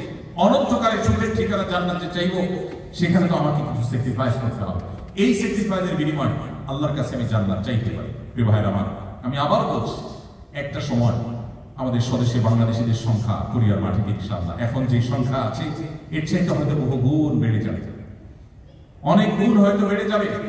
পরবর্তীতে যারা আসবে তাদের ঈমান, তাদের মুসলিম পরিচয়, এটা টিকে থাকাটা অনেকখানি নির্ভর করে আপনাদের দায়িত্বশীল আচরণের মধ্য দিয়ে। আপনারা যদি এখানে আনন্দ ফুর্তিতে শুধু হারিয়ে যান, শুধুমাত্র বিনোদন এবং নিজেদের হাসি খুশির মধ্যেই শুধুমাত্র নিমজ্জিত হয়ে যান, এবং ইসলামী সোসাইটি ডেভেলপ করার জন্য, ইসলামিক কালচারকে ডেভেলপ করার জন্য যদি আপনারা ত্যাগ না করেন, স্যাক্রিফাইস না করেন, তাহলে সেই প্রজন্ম কিন্তু হারিয়ে যাবে। এবং তার জন্য আল্লাহর কাছে আপনাদেরকে দায়ী হতে হবে। কিয়ামতের ময়দানে জিজ্ঞাসার মুখোমুখি হতে হবে যে তুমি একটু ভালো থাকবার জন্য এখানে এসেছো, কিন্তু এখানে এসে তোমার এবং তোমার পরবর্তীতে আসা মানুষগুলোর ঈমান আমলকে রক্ষা করবার জন্য সেরকম মজবুত দুর্গ গড়ে তোলো নাই। আল্লাহর কাছে জবাবদিহিতা থেকে মুক্তির জন্য রেহাই পেতে হলে আমাদেরকে ৫ ওয়াক্ত নামাজকে সর্বাপেক্ষা গুরুত্ব দিয়ে আদায় করতে হবে। চেষ্টা করবো তো সবাই ইনশাআল্লাহ। কোনো অজুহাতে, কোনো কারণে, কোনো ওজরে আপনি নামাজ ত্যাগ করতে পারেন না। আল্লাহ রাব্বুল আলামিন আমাদেরকে ৫ ওয়াক্ত সালাতকে এরকম গুরুত্বের সাথে আদায় করার তৌফিক দান করুন। সম্মানিত ভাইরা, ৪ নম্বর, এরকম মাল্টিকালচারাল সোসাইটিতে নিজেদের ঈমান আমলকে রক্ষা করবার জন্য নিয়মিত কোরআনে কারীমের সংস্পর্শে থাকা এবং সেই সাথে সকাল সন্ধ্যায় নবী করিম সাল্লাল্লাহু আলাইহি ওয়াসাল্লামের যে জিকিরগুলো আছে সেগুলোকে আদায় করা, এটার কোনো বিকল্প নেই। আমরা জানি যেখানে অনেক বেশি কুফরি হয়, অনেক বেশি শিরক হয়, আল্লাহর প্রতি ঈমানের চর্চাটা কম হয়, যে জায়গায় অনেক বেশি ইবাদত বন্দেগী হয় না, বেশিরভাগ মানুষ যেখানে আল্লাহর অস্তিত্বকে অস্বীকার করে কিংবা আল্লাহর সঙ্গে শিরকে লিপ্ত, এইরকম পরিবেশে, এরকম সোসাইটিতে, এরকম জায়গায় মানুষ স্পিরিচুয়ালি দুর্বল হয়ে পড়ে, আধ্যাত্মিকভাবে দুর্বল হয়ে পড়ে, নিজের অজান্তে তার ঈমান আস্তে আস্তে দুর্বল হয় এবং উইক হয়ে পড়ে। সেই দুর্বলতা কাটাবার জন্য এই ৪ নম্বর অপশনে আমরা 2টি পরামর্শ দিচ্ছি। নাম্বার 1, কোরআনে কারীম নিয়মিত তেলাওয়াত করা। নাম্বার 2, সকাল সন্ধ্যায় নবী করিম সাল্লাল্লাহু আলাইহি ওয়াসাল্লামের বাতানো জিকিরগুলো আদায় করা। এতে যেটা হবে, শয়তান আপনাকে, যেখানে অনেক বেশি হয়তো শয়তানের জন্য অনুকূল পরিবেশ, শয়তান মানুষকে বিভ্রান্ত করতে পারে, প্ররোচিত করতে পারে, আপনাকে শয়তান ক্ষতিগ্রস্ত করতে পারবে, আপনি সেফ থাকবেন। কোরআন হলো রক্ষা কবচ। অতএব আমরা রক্ষার জন্য তাবিজ বাঁধি, আমরা কোরআন তেলাওয়াত করি না। দুর্ভাগ্য আমাদের নবী করিম সাল্লাল্লাহু আলাইহি ওয়াসাল্লাম শিখিয়েছেন সূরা ইখলাস, সূরা ফালাক, সূরা নাস, কুল হুয়াল্লাহ, কুল আউযু বিরাব্বিল ফালাক, কুল আউযু বিরাব্বিন নাস, এই 3 সূরা যদি আপনি 3 বার করে সকালে, 3 বার করে সন্ধ্যায় তেলাওয়াত করেন, তাহলে ইনশাআল্লাহ বিইذنিল্লাহ সকালে তেলাওয়াত করলে সারা দিনের জন্য, সন্ধ্যায় তেলাওয়াত করলে সারা রাতের জন্য আপনি সেফ হয়ে যাবেন, নিরাপদ হয়ে যাবেন, আল্লাহ তাআলা আপনাকে হেফাজত করবেন। অতএব ভাইরা আমার, কোরআনে কারীমের তেলাওয়াত আমাদের বাড়াতে হবে। আমাদের স্মার্টফোনের আসক্তি, আমাদের মোবাইলের অতিরিক্ত ব্যবহার, ফেসবুক, ইউটিউব সহ সোশ্যাল মিডিয়াতে অতিরিক্ত হাবুডুবু খাওয়া, নিয়ন্ত্রণহীন ব্যবহার হওয়ার কারণে আমরা অনেকেই কোরআন থেকে দূরে সরে গেছি। কোরআনে কারীম কিন্তু কিয়ামতের ময়দানে আল্লাহর কাছে ফরিয়াদ করবে। রাসূল আকরাম সাল্লাল্লাহু আলাইহি ওয়াসাল্লাম আল্লাহর কাছে বিচার করবেন, বিচার দিবেন। ওয়াকাল রাসূল ইয়া রাব্বি ইন্না কওমি ইত্তাখাযু হাযাল কুরআনা মাহজুরা। কিয়ামতের দিন রাসূল বলবেন, হে আল্লাহ, হে আমার রব, আমার এই জাতি, এই মুসলিম নামধারী মানুষগুলো তারা কোরআনকে পরিত্যাগ করেছে, কোরআনকে পরিহার করেছে। অনেকে আছেন এখানে শেষ কবে কোরআনটা হাতে নিয়ে একটু তেলাওয়াত করেছেন বলতে পারবেন? অনেকে এখানে আছে শেষ কবে একটু আল্লাহর কালামটা সুন্দর করে মহব্বতের সাথে আদায় করেছেন, তেলাওয়াত করেছেন আপনি জানেন না। আপনার মা অনেক কষ্ট করে কোরআন শিখিয়েছেন, বাবা শিখিয়েছেন, বক্তব্য শিখিয়েছেন, আপনি আল্লাহর কালামকে ভুলে গেছেন।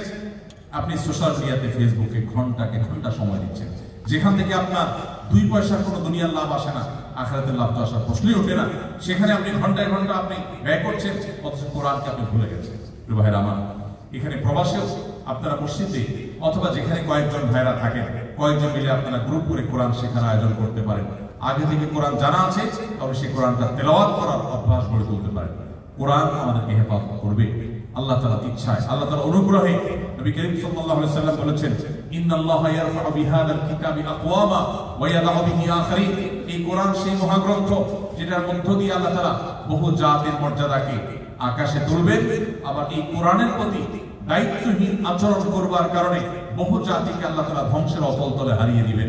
আজকে মুসলিম বিশ্বের যে দুরবস্থা, পৃথিবীর চতুর্পাশে তাকালে দেখে আমরা উম্মার আর্তনাদ শোনা যায়, উম্মার জুলুম এবং নির্যাতন নিষ্পেষিত হওয়ার আওয়াজ আমরা শুনতে পাই। উম্মার নানা দিক থেকে পিছিয়ে পড়েছে।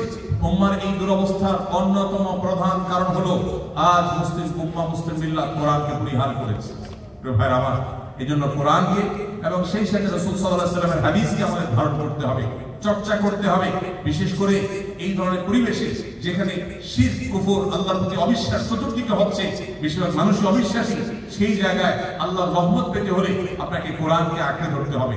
এটা আপনাকে ওই পরিবেশের ক্ষতি থেকে রক্ষা করতে সাহায্য করবে ইনশাআল্লাহ তাআলা। তাহলে 5 নম্বর হলো, 4 নম্বর হলো কোরআনের তেলাওয়াত এবং সকাল সন্ধ্যা দোয়া জিকির এগুলো করা। 5 নম্বর হলো দিনদার মুসলিম সোসাইটি সার্কেল, এটা মেনটেন করা। এই যে আমরা এখানে এসেছি, এখানে আমরা যারা এসেছি তারা কেন এসেছি? দিনই একটা আয়োজনের মধ্য দিয়ে নিজের ঈমান আমলকে নিরাপদ করতে এসেছি। আমার ঈমানের চাষ করতে এসেছি, আমলের চাষ করতে এসেছি, আমলের গোড়ায়, আমলের গাছে আমাকে পানি দিতে এসেছি, যাতে আরেক কিছুদিন এখান থেকে মোটিভেশন নিয়ে আমি বেঁচে থাকতে পারি।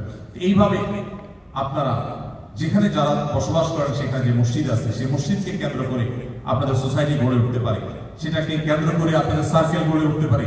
আপনার বন্ধু বান্ধব হবে ওই সার্কেলে যারা 5 ওয়াক্ত নামাজ পড়ে, যারা মসজিদে যায় নিয়মিত, যারা এখানে বিভিন্ন রকমের দাওয়া সংগঠনের সাথে জড়িত। এরকম কাজের সাথে আপনি যত বেশি ইনভলভ হবেন, তত বেশি আপনার ঈমান আমল সেফ থাকবে, নিরাপদে থাকবে। এই জন্য এখানে আমাদের নিজেদেরকে বাঁচাতে হবে। আমাদের ইসলামের ঈমানের যে পরিচয়, সেটাকে রক্ষা করতে হলে আমাদেরকে এই বিষয়টাকে বিশেষভাবে গুরুত্ব আরোপ করতে হবে। অর্থাৎ আমরা সবসময় মুসলিম সোসাইটি দ্বীনি সার্কেলটা মেনটেন করে চলবো। আল্লাহ আমাদের সবাইকে তৌফিক দান করুন। মসজিদগুলো এক একটা নিয়ামত ভাইরা আমার, মসজিদগুলো এক একটা দুর্গ। দুনিয়াতে যেরকম বিভিন্ন দেশের এমবাসি থাকে, আখিরাতে এমবাসি বলতে পারেন মসজিদগুলোতে। এমবাসিতে যেরকম আমরা আমাদের পাসপোর্ট নবায়ন করি, আমাদের মসজিদে গিয়ে আমাদের ঈমানকে আমরা নবায়ন করবার সুযোগ পাই, ঈমানকে আমরা রিনিউ করার সুযোগ পাই, ঈমানকে শক্তিশালী করবার সুযোগ পাই। অতএব সেই সুযোগটা আমাদের ধারণ করতে হবে, সেই সুযোগটা আমাদেরকে গ্রহণ করতে হবে। রব্বে কারীম আমাদের সবাইকে সেই তৌফিক দান করুন। ভাইরা আমার, তাহলে 5 নম্বর এই পয়েন্টটা বিশেষ করে আমরা যেখানে থাকবো, আমাদের বন্ধু সার্কেল গড়ে উঠবে ঈমানদারদেরকে নিয়ে, আমলদার মানুষদেরকে নিয়ে, নামাজি মানুষদেরকে নিয়ে। বোনরা যারা এখানে আছেন, বসবাস করছেন, আপনার বাচ্চা কাচ্চা যেন ঈমান আমলের সাথে থাকে। সেজন্য যেই ফ্যামিলিতে বাচ্চা কাচ্চা তারা ভালো ইসলাম চর্চা করে, তাদের মুসলিম আইডেন্টিটি তারা ধরে রাখতে পেরেছেন, তাদের সাথে আপনার উঠা বসা হতে পারে। ফ্যামিলিগত বন্ধুত্ব, ফ্যামিলিগত আয়োজন সবকিছু তাদেরকে ঘিরে হবে, তাহলে ইনশাআল্লাহ আপনার সন্তান এবং আপনি সেফ থাকতে পারবেন। নাম্বার 6, প্রবাস জীবনে আমাদেরকে দাওয়াতি কাজের সাথে জড়িত থাকতে হবে, ইসলাম প্রচারের কাজের সাথে জড়িত থাকতে হবে। একটা হলো আমি আসলাম, বড়াদেশের কথা শুনে চলে গেলাম, নিজে আমল করলাম, এটা একটা জিনিস। আরেকটা অধ্যায় হলো যে আপনি মানুষকে নামাজের প্রতি আহ্বান করবেন, আপনি মানুষকে দ্বীনি আয়োজনে নিয়ে আসবেন, আপনি মানুষকে মসজিদে নিয়ে যাবেন, আপনি মানুষকে নামাজ পড়তে উদ্বুদ্ধ করবেন, আপনি আপনার সহকর্মীকে বলবেন, চল মুসলমান সাহেব নামাজ পড়া ফরজ করেছেন আল্লাহ, চল নামাজ পড়ি। আপনি কোরআনের হাদিসে যে আয়াতগুলো জানবেন, সেগুলো অন্যকে শেখাবেন। এটা আমাদের কর্তব্যের অংশ, এটা আমাদের পার্ট অফ ডিউটি। একজন মুসলমান যখন দাওয়াতের কাজ করে, আল্লাহ তাআলা তাকে অটোমেটিক সেভ করে। এই বিষয়টি বোঝার জন্য আমি একটা উদাহরণ দিয়ে থাকি। আমাদের দেশে বিভিন্ন সময় নির্বাচন হয়, স্থানীয় বিভিন্ন নির্বাচন, জাতীয় বিভিন্ন ইলেকশন হয়ে থাকে। এই সকল ইলেকশনে মানুষ 2 ভাগে বিভক্ত হয়। কিছু মানুষ তো থাকেন ক্যান্ডিডেট, যারা ক্যান্ডিডেট থাকে, এই ক্যান্ডিডেটদের প্রচারক বা তাদের ক্যাম্পাস করে যারা, এই ক্যাম্পাসার থাকে কিছু লোক যে বিভিন্ন প্রার্থীদের এজেন্ট, আর কিছু লোক থাকে সাধারণ ভোটার। মূলত দুই ভাগে ভাগ হয় সাধারণ মানুষ।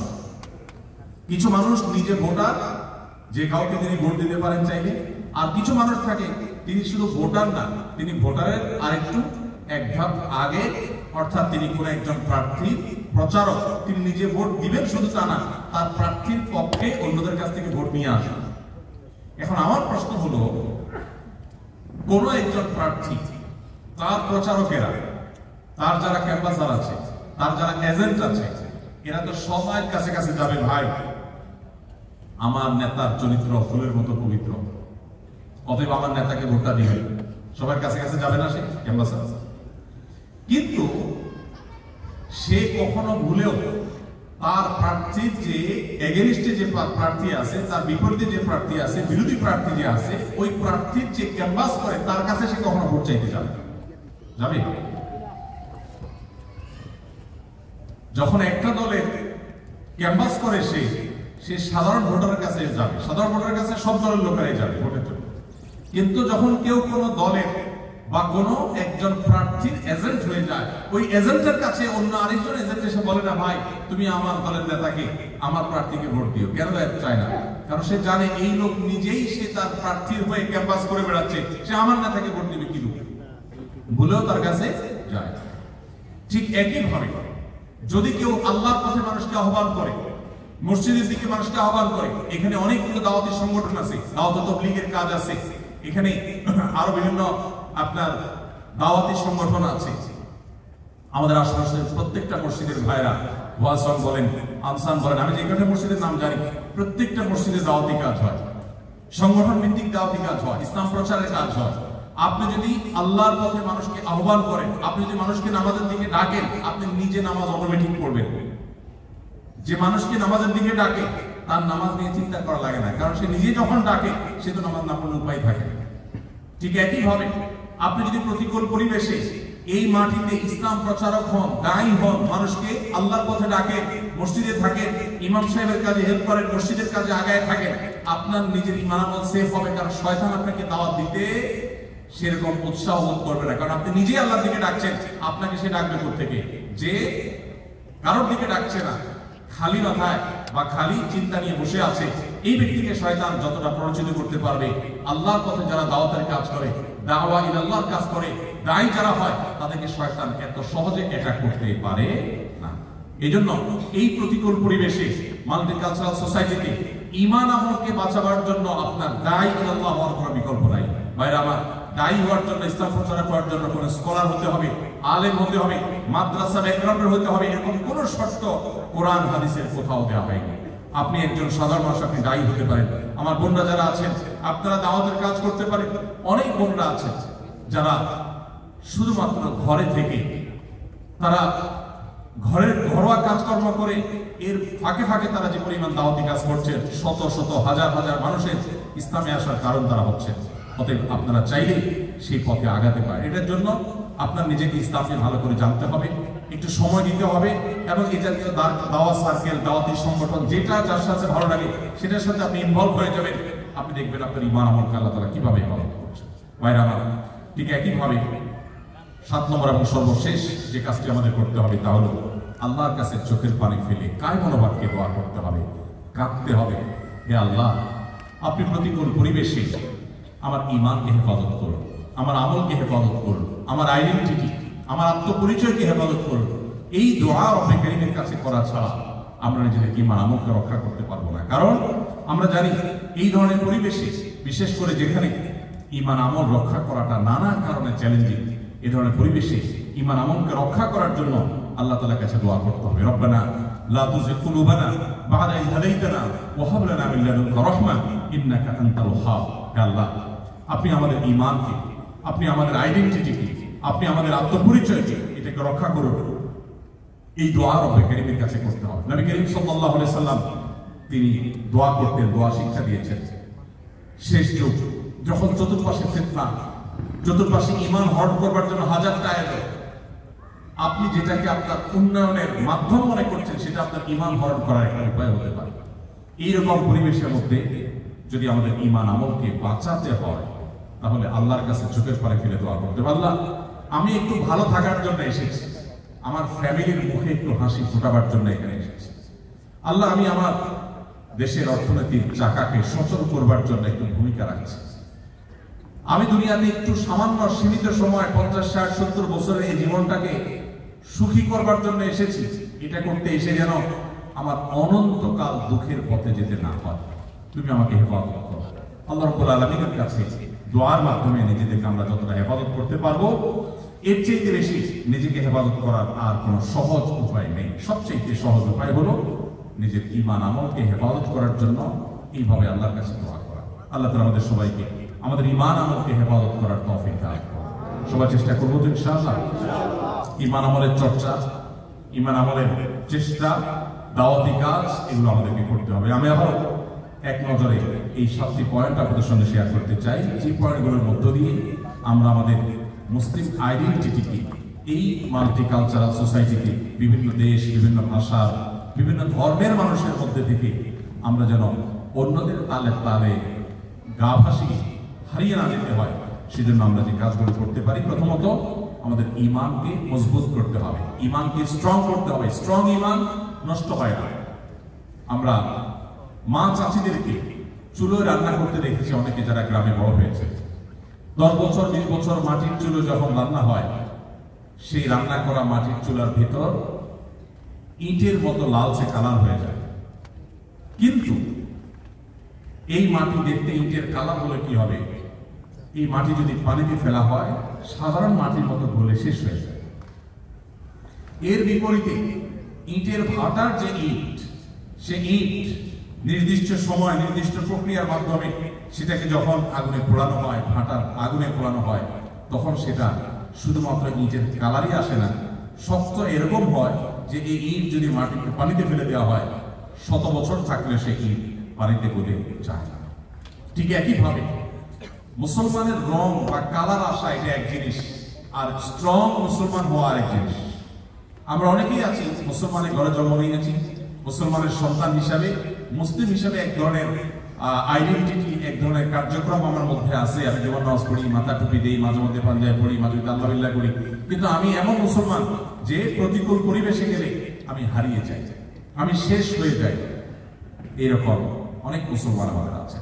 অথচ আমরা যদি চাই আমাদের ঈমানটাকে যদি আমরা মজবুত করি, যদি ইটের মতো করে ফেলতে পারি, সেটা হয় এই যে মসজিদ ভিত্তিক কার্যক্রমে দিনী সার্কেলে ইনভলভ হয়ে ঈমান সম্পর্কে এবং নলেজ অর্জন করে। ইমাম সাহেবরা এখানে বিভিন্ন কোর্স করেন, আমি জানি।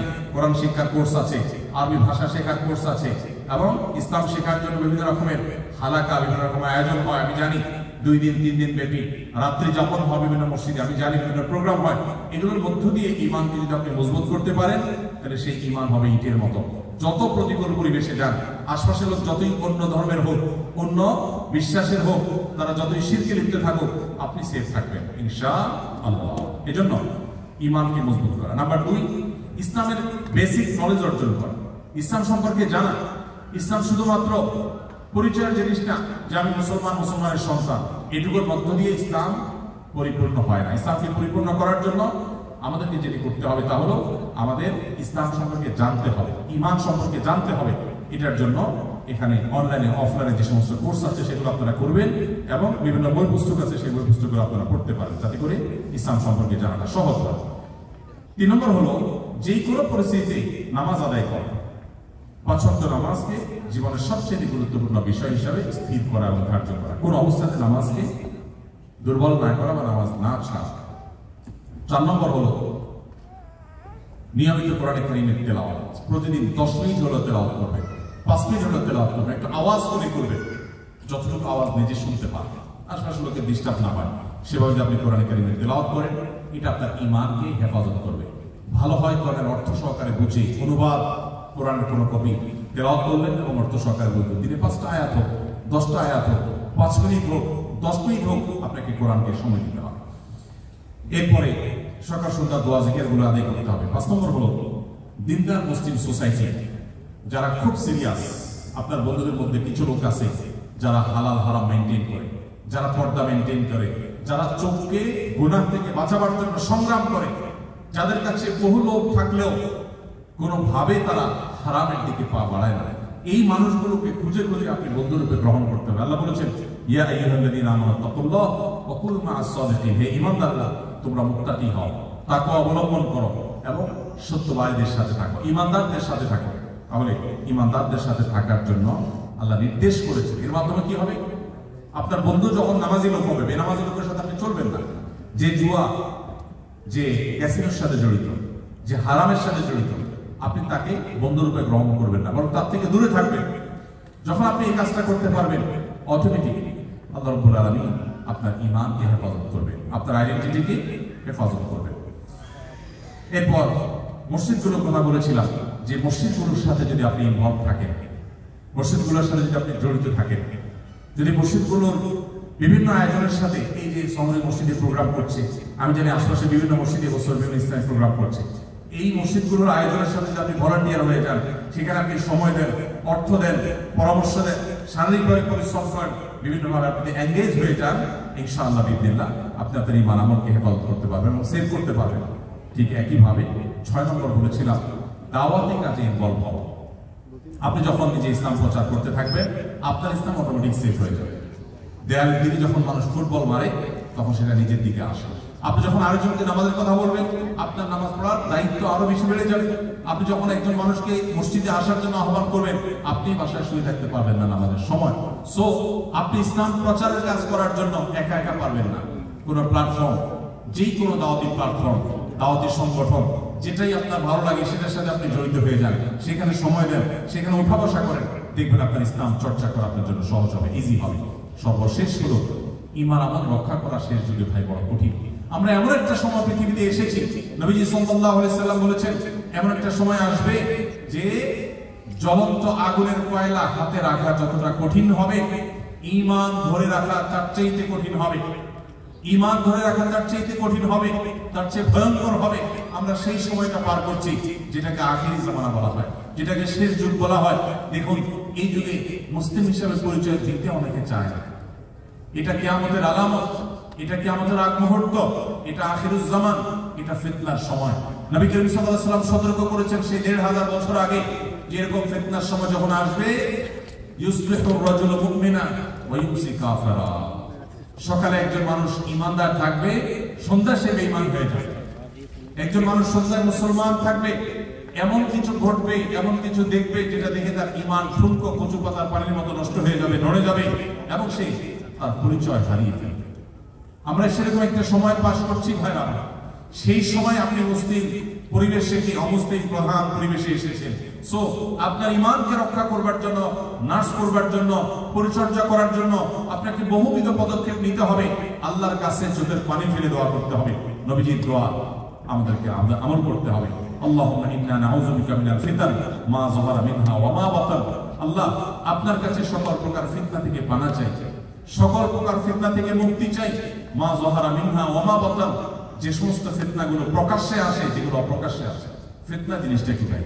ফিতনা হলো ধোঁয়াশা, ফিতনা হলো বিভ্রান্তি, ফিতনা হলো সেই বিভ্রান্তি যেটার মধ্যে আমরা হারিয়ে যেতে পারি।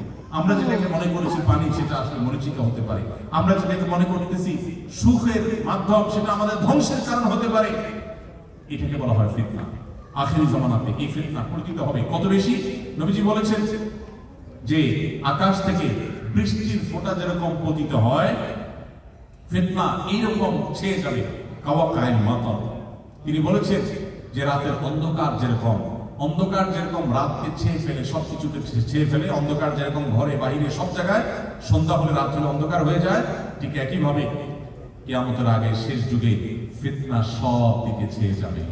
মুসলমানের সন্তান ঈমান হারা হয়ে যাবে সামান্য একটু পয়সা করার জন্য। নিজের সন্তানকে একটু ভালো ক্যারিয়ার করার নাম দিয়ে তাকে এমন শিক্ষা প্রতিষ্ঠানে দিবে যেখান থেকে তার মুসলিম আইডেন্টিটি নষ্ট হয়ে যেতে পারে।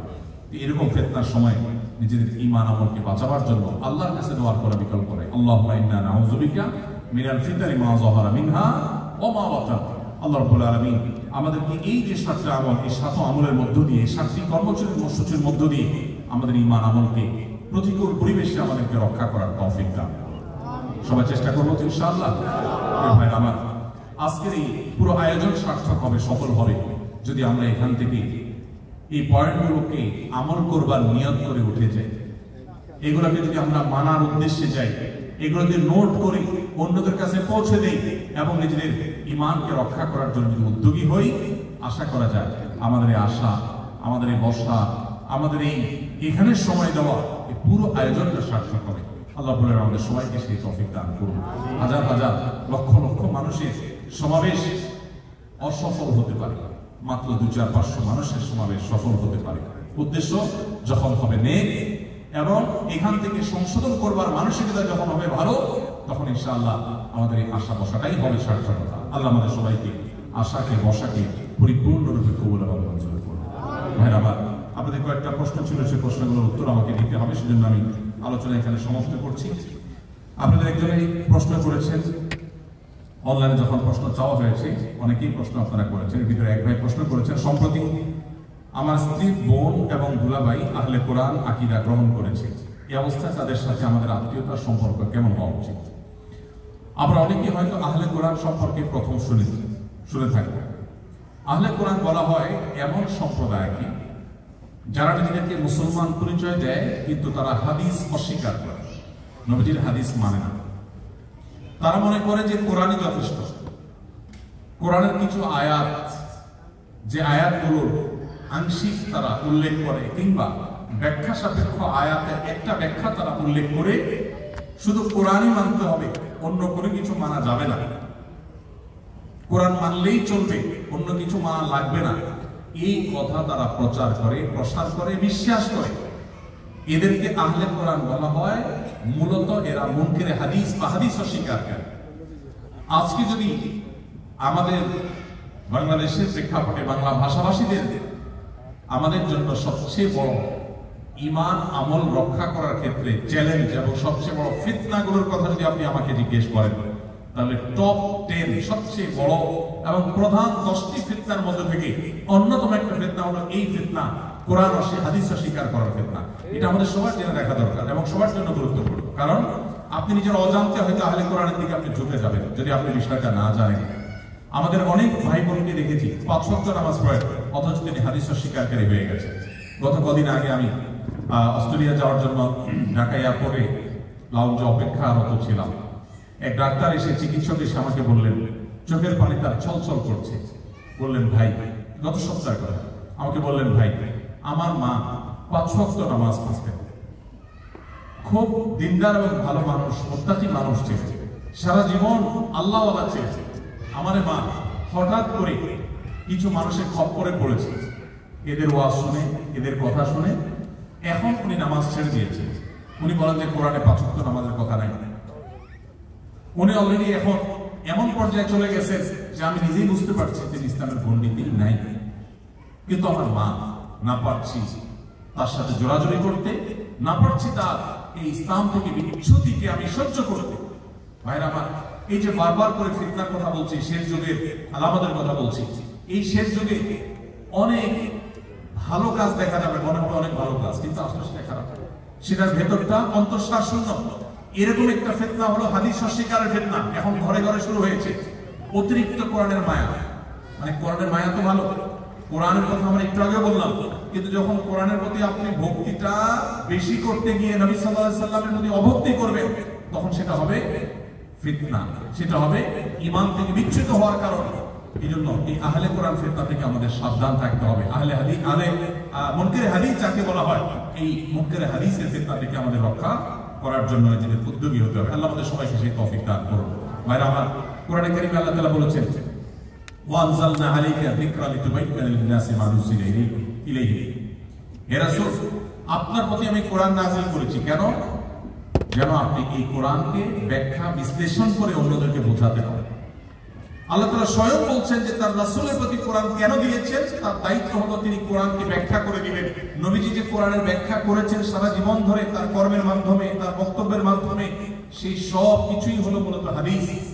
তো আল্লাহই বলছেন যে এই কোরআন আপনার প্রতি নাযিল করেছি, শুধুমাত্র রাসূলের দায়িত্ব যদি পৌঁছান দেওয়া হতো তো আল্লাহ বলতেন যে আমি কি কোরআন দিয়েছি, আপনি কোরআন মানুষকে শুধু পৌঁছে দিবেন।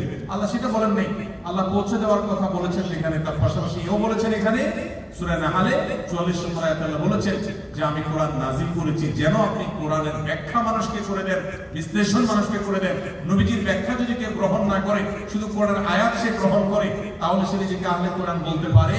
মূলত সে হাদিস অস্বীকারী, এবং হাদিসকে যদি কেউ অস্বীকার করে সে আর মুসলমান থাকে না। ভাইরা আমার, খুবই দুর্ভাগ্যজনক আমাদের দেশে অনেক রাজনীতিবিদ, অনেক শিক্ষিত মানুষ, অনেক জানাশোনা মানুষ তারা আজ এই বিভ্রান্তিতে, এই বেড়া যারা তারা হারিয়ে যাচ্ছে। এই জন্য আমাদেরকে নিজেদেরকে জানতে হবে যে আমাদের অনুসরণে কি শুধু কোরআন না কোরআন এবং হাদিস? কোরআন এবং হাদিস। আল্লাহ তাআলা কোরআনের একটা জায়গায়ও, ইন্টারেস্টিং একটা বিষয়, পুরো কোরআনের একটি জায়গায় আপনি দেখাতে পারবেন না যে আল্লাহ তাআলা শুধুমাত্র তার আনুগত্যের কথা বলেছেন। নট এ সিঙ্গেল আয়াত আপনি দেখাতে পারবেন। কোরআনের কোন আয়াতে আল্লাহ বলেন নাই শুধু আল্লাহর অনুসরণ করুন। আল্লাহ রাব্বুল আলামিন যত জায়গায় বলেছেন তার অনুসরণ করার কথা, সাথে সাথে আল্লাহ বলেছেন আল্লাহ রাসূলের অনুসরণ করার কথা। আতিউল্লাহ ওয়া আতিউর রাসূল। ভাইরা আমার, এটা কোরআনের একটা মুজিজা, এটা কোরআনের একটা অলৌকিকত্ব, মিরাকল, যে কোরআন আমাদেরকে শুধুমাত্র আল্লাহর কথাই মানতে বলেননি, আল্লাহর কথার পাশাপাশি আল্লাহ রাসূলকেও মানতে বলেছেন। এখন কেউ যদি একটা মানে আলাদাটা অস্বীকার করে তাহলে সে মুসলিম থাকার কোনো কারণ থাকতে পারে না। ঠিক একই ভাবে আপনি অবাক হবেন, কোরআনে কারিমে এর বিপরীতে আমরা দেখি আল্লাহ তাআলা বলেছেন মাইয়াতির রাসূল ফাকাদ আতা আল্লাহ। যে ব্যক্তি রাসূলের আনুগত্য করলো সে অটোমেটিক আল্লাহর আনুগত্য করলো। শুধু রাসূলের আনুগত্য করার কথা কোরআনে থাকলেও শুধু আল্লাহর আনুগত্যের কথা আলাদা করে কোরআনে উল্লেখ নাই। মূলত এখানে রাসূলের আনুগত্য করলে আল্লাহর আনুগত্য হয়, কারণ রাসূল তাআলা আল্লাহর আনুগত্যের বাইরে কোথাও যেতে পারেননি। এজন্য ভাইরা আমার, আমরা কোরআন এবং হাদিস দুইটাই মানতে হবে। শুধু কোরআন মানলে তার ঈমান থাকবে না। বাংলাদেশের প্রথম শ্রেণীর একজন সঙ্গীত শিল্পী, নাম বলে আপনারা সবাই চিনে যাবেন, তিনি আমাকে একবার ফোনে বলছেন, ভাই আমার কোরআনটা অনেক ভালো লাগে, এই জন্য আমি কোরআন অনেক পড়ি, কিন্তু হাদিসে ঝামেলা আছে না, আমি হাদিস পড়ি। চিন্তা করে আমি ভাবলাম এই লোকটা কোরআনকে এত ভক্তি করে কারণটা। পরে আমি ভাবলাম, আমার ভেতর থেকে উত্তর পেলাম যে কোরআনে আল্লাহ তাআলা যেসব হারাম বলেছেন, মৃত বস্তু খাওয়া হারাম, রক্ত খাওয়া হারাম, শূকর খাওয়া হারাম, আল্লাহ এগুলো বলেছেন। কিন্তু কোরআনে আল্লাহ তাআলা গান হারাম এটা এভাবে বলেন নাই। কোরআনে আল্লাহ তাআলা সূরা লুকমানের 6 নম্বর আয়াতে সম্ভবত আল্লাহ রাব্বুল আলামিন লাহওয়াল হাদিস ক্রয় করতে নিষেধাজ্ঞা আরোপ করেছেন, বা ক্রয় করার ব্যাপারে আল্লাহ তাআলা উৎসাহিত করেছেন। এই লাহওয়াল হাদিসের ব্যাখ্যায় গোটা পৃথিবীতে কোরআন সবচেয়ে বেশি বুঝেছে যে মানুষগুলো, তাদের মধ্যে আব্দুল্লাহ ইবনে আব্বাস রাদিয়াল্লাহু তাআলা সহ অন্যান্য সাহাবায়ে কেরাম, মুফাসসিরদের প্রায় সবার ব্যাখ্যা যেখানে হারাম গান বাদ্যযন্ত্রকে বোঝানো হয়েছে। তো কোরআনে সরাসরি এটা কথা বলা নাই, কিন্তু ব্যাখ্যা, হাদিসের ব্যাখ্যা নিলে তখন এই গান হারাম হওয়াটা সাব্যস্ত হয়, হারাম গান এটাকে পরিহার করার বিষয়টা সাব্যস্ত হয়। তিনি যেহেতু পেশায় একজন সঙ্গীত শিল্পী, তার কাজটাকে হালাল রাখার জন্য কোরআনের ওই সংক্ষিপ্ত যে ইনিশিয়াল নির্দেশ, এটা তার জন্য একটু হেল্পফুল হয়। এই জন্য তিনি কোরআন মানেন, তিনি হাদিস মানেন। ভাইরা আমার, এই ফিতনা এখন ঘরে ঘরে। দুই একজন জেনারেল শিক্ষিত মানুষ বের হয়েছে, যারা হয়তো পেশায় ডাক্তার বা এরকম কোনো পেশার সাথে জড়িত, তারা দেখবেন কোরআনের ব্যাখ্যা করে, কোরআনের তাফসীর করে। হাদিস তাদের মুখে কখনো শুনবেন না, তারা হাদিস অস্বীকার করে। এটা ভয়াবহ ফিতনা। ওই যে নবীজি বলেছেন কিয়ামতের এক বহু ফিতনা আসবে, ধোঁয়াশা আসবে, বিভ্রান্তি হবে, দেখে মনে হয় ভালো, আসলে সেটা খারাপ। মাকার ফলের মতো দেখতে অনেক চমৎকার সুন্দর, কিন্তু স্বাদ নেই। ঠিক এমনি ভাবে ইসলামের নামে বিভ্রান্তি, ইসলামের নামে গোমরাহি, ইসলামের নামে ভুল পথ, এটার দিকে বহু মানুষ আহ্বান করবে এবং অনেকে সেদিকে যাবে। এই জন্য খবরদার, আমাদেরকে সচেতন হতে হবে। আমরা মুসলমান, আমরা কি শুধু আল্লাহকে মানি না আল্লাহ এবং রাসূলকে মানি? আমাদের ঈমানের যে কালিমা, সেই কালিমাতে শুধুমাত্র লা ইলাহা ইল্লাল্লাহ আছে, মুহাম্মদুর রাসূলুল্লাহ আছে। তো লা ইলাহা ইল্লাল্লাহ আপনি মানলে, মুহাম্মদুর রাসূলুল্লাহ মানলেন না, ঈমান থাকবে? ঠিক একই ভাবে কোরআন মানছেন, হাদিস মানেন না, ঈমান থাকবে? পরিষ্কার। প্রিয় ভাইরা আমার, হাদিস শাস্ত্রকে, নবী সাল্লাল্লাহু আলাইহি ওয়াসাল্লামের কথাগুলোকে হেফাজত করার জন্য 100 মতো শাস্ত্র মুসলিম মনীষীরা তৈরি করেছেন, শাস্ত্র তৈরি করেছেন। এক এক শাস্ত্রে শত শত হাজার হাজার ভলিউমের বই পুস্তক লেখা হয়েছে। যারাই বলেছেন রাসূলের হাদিস, তাদের জীবনীকে সংরক্ষণ করা হয়েছে, সত্য অসত্য সেটা যাচাই করা হয়েছে। মুহাদ্দিস হাদিস বিশাল করে একটা যুগ যুগ ধরে করেছে, আমরা অনেকে জানি না। ইসলামী ইতিহাস যদি আপনি পড়েন, তাহলে আপনার কোরআন সম্পর্কে, হাদিস সম্পর্কে ধারণা হয়। ভাইরা আমার, যারা হাদিস অস্বীকার করেন তাদের কাছে আমাদের প্রশ্ন, আপনারা কোরআন কোথা থেকে পেয়েছেন? রাসূল আকরাম সাল্লাল্লাহু আলাইহি ওয়াসাল্লাম দুনিয়া থেকে চলে গেছেন প্রায় 1400 বছর হয়ে গেল। এই 1450 বছর পর কোরআন আপনি কোথা থেকে পেয়েছেন? কোরআন যাদের মাধ্যমে পেয়েছেন, হাদিসও তাদের মাধ্যমে এসেছে। যেই চেইন দিয়ে কোরআন এসেছে সেই একই চেইন ধরে হাদিসও এসেছে।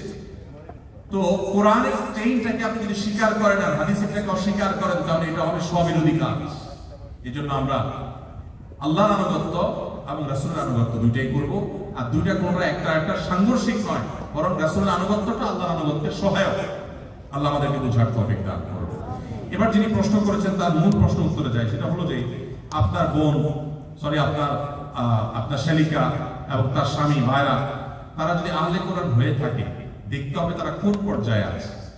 যারা হাদিস অস্বীকারী হয়, এদের প্রাথমিক পর্যায়ে থাকলে তারা যে হাদিস মানি অসুবিধা নাই, কিন্তু কোরআনকে বেশি প্রায়োরিটি দেই, হাদিস অস্বীকার ডাইরেক্ট করেন না, তাহলে এই পর্যায়ে থাকলে তারা বিভ্রান্ত হতে পারেন, কিন্তু ঈমান থেকে খারিজ হয়। কিন্তু যদি কেউ সরাসরি ইসলামের হাদিস অস্বীকার করে, মনে করে যে হাদিস মানার কোনো প্রয়োজন নেই, তাহলে সেই ইসলাম থেকে খারিজ হয়ে যায়, পরিষ্কার হয়। এবং এরকম যদি হয়, তাহলে অন্য অমুসলিম আত্মীয় স্বজনের সাথে যেরকম সম্পর্ক রাখতে হয়, এখানে সেরকম সম্পর্ক আপনি রাখবেন, এর বাইরে আপনি সম্পর্ক রাখতে পারবেন না। এরপরে প্রশ্ন হলো, এক বোন প্রশ্ন করেছেন, প্রশ্নটা হলো আমার হাজব্যান্ডের। তিনি প্রায় সময় বলেন আমাকে ছেড়ে দিব, তিনি প্রায় সময় বলেন আমাকে ছেড়ে দিবে বা দিয়ে দিবে, এমনকি কিছু নিয়ে কথা বনিবনা না হলেই তোর কপালে তালাক আছে এমন কথা বলেন। এখন আমার মনে এই একটা প্রশ্ন সবসময় আসে, সেটা হচ্ছে এতবার শব্দটা বলার পরও আমাদের সম্পর্ক কি আরো আছে? আমি চেষ্টা করি সবসময় চুপ থাকার, কিন্তু অনেক সময় হয়ে ওঠে না। যখন গায়ে হাত তোলে বা মিথ্যা অপবাদ দেয় বা চরিত্র নিয়ে কথা বলে, এমনকি আমার বাবা মা তো গালিগালাজ করে। জীবনে এই প্রশ্ন করেছেন, আমরা প্রথমেই সহমর্মিতা প্রকাশ করছি। অনেক অমানুষ স্বামী আছে যারা মেয়েদের প্রতি অবিচার করছে, আবার আজকাল অনেক পুরুষ আছে বেচারা কারোর কাছে বলতে পারে না। আপনি তো প্রশ্ন পাঠিয়ে দিচ্ছেন, অনেক পুরুষ আছে বউয়ের হাতে মায়ের খায় বা বকা খায়, গালি খায়, কিন্তু বেচারা কিছু বলতে পারে না। বিশেষ করে যারা প্রবাসে থাকে আর বউ দেশে থাকে, এদের অনেকের দুঃখ এমন বেশি হয় যে দেখা যায় সারা জীবনের টুকরিটা আপনার যা কামাই করছে সব নিয়ে পাওয়া। তো নির্যাতন দুই দিক থেকে হয়, অনেক পুরুষ মানুষ আছে, আবার অনেক মহিলাও।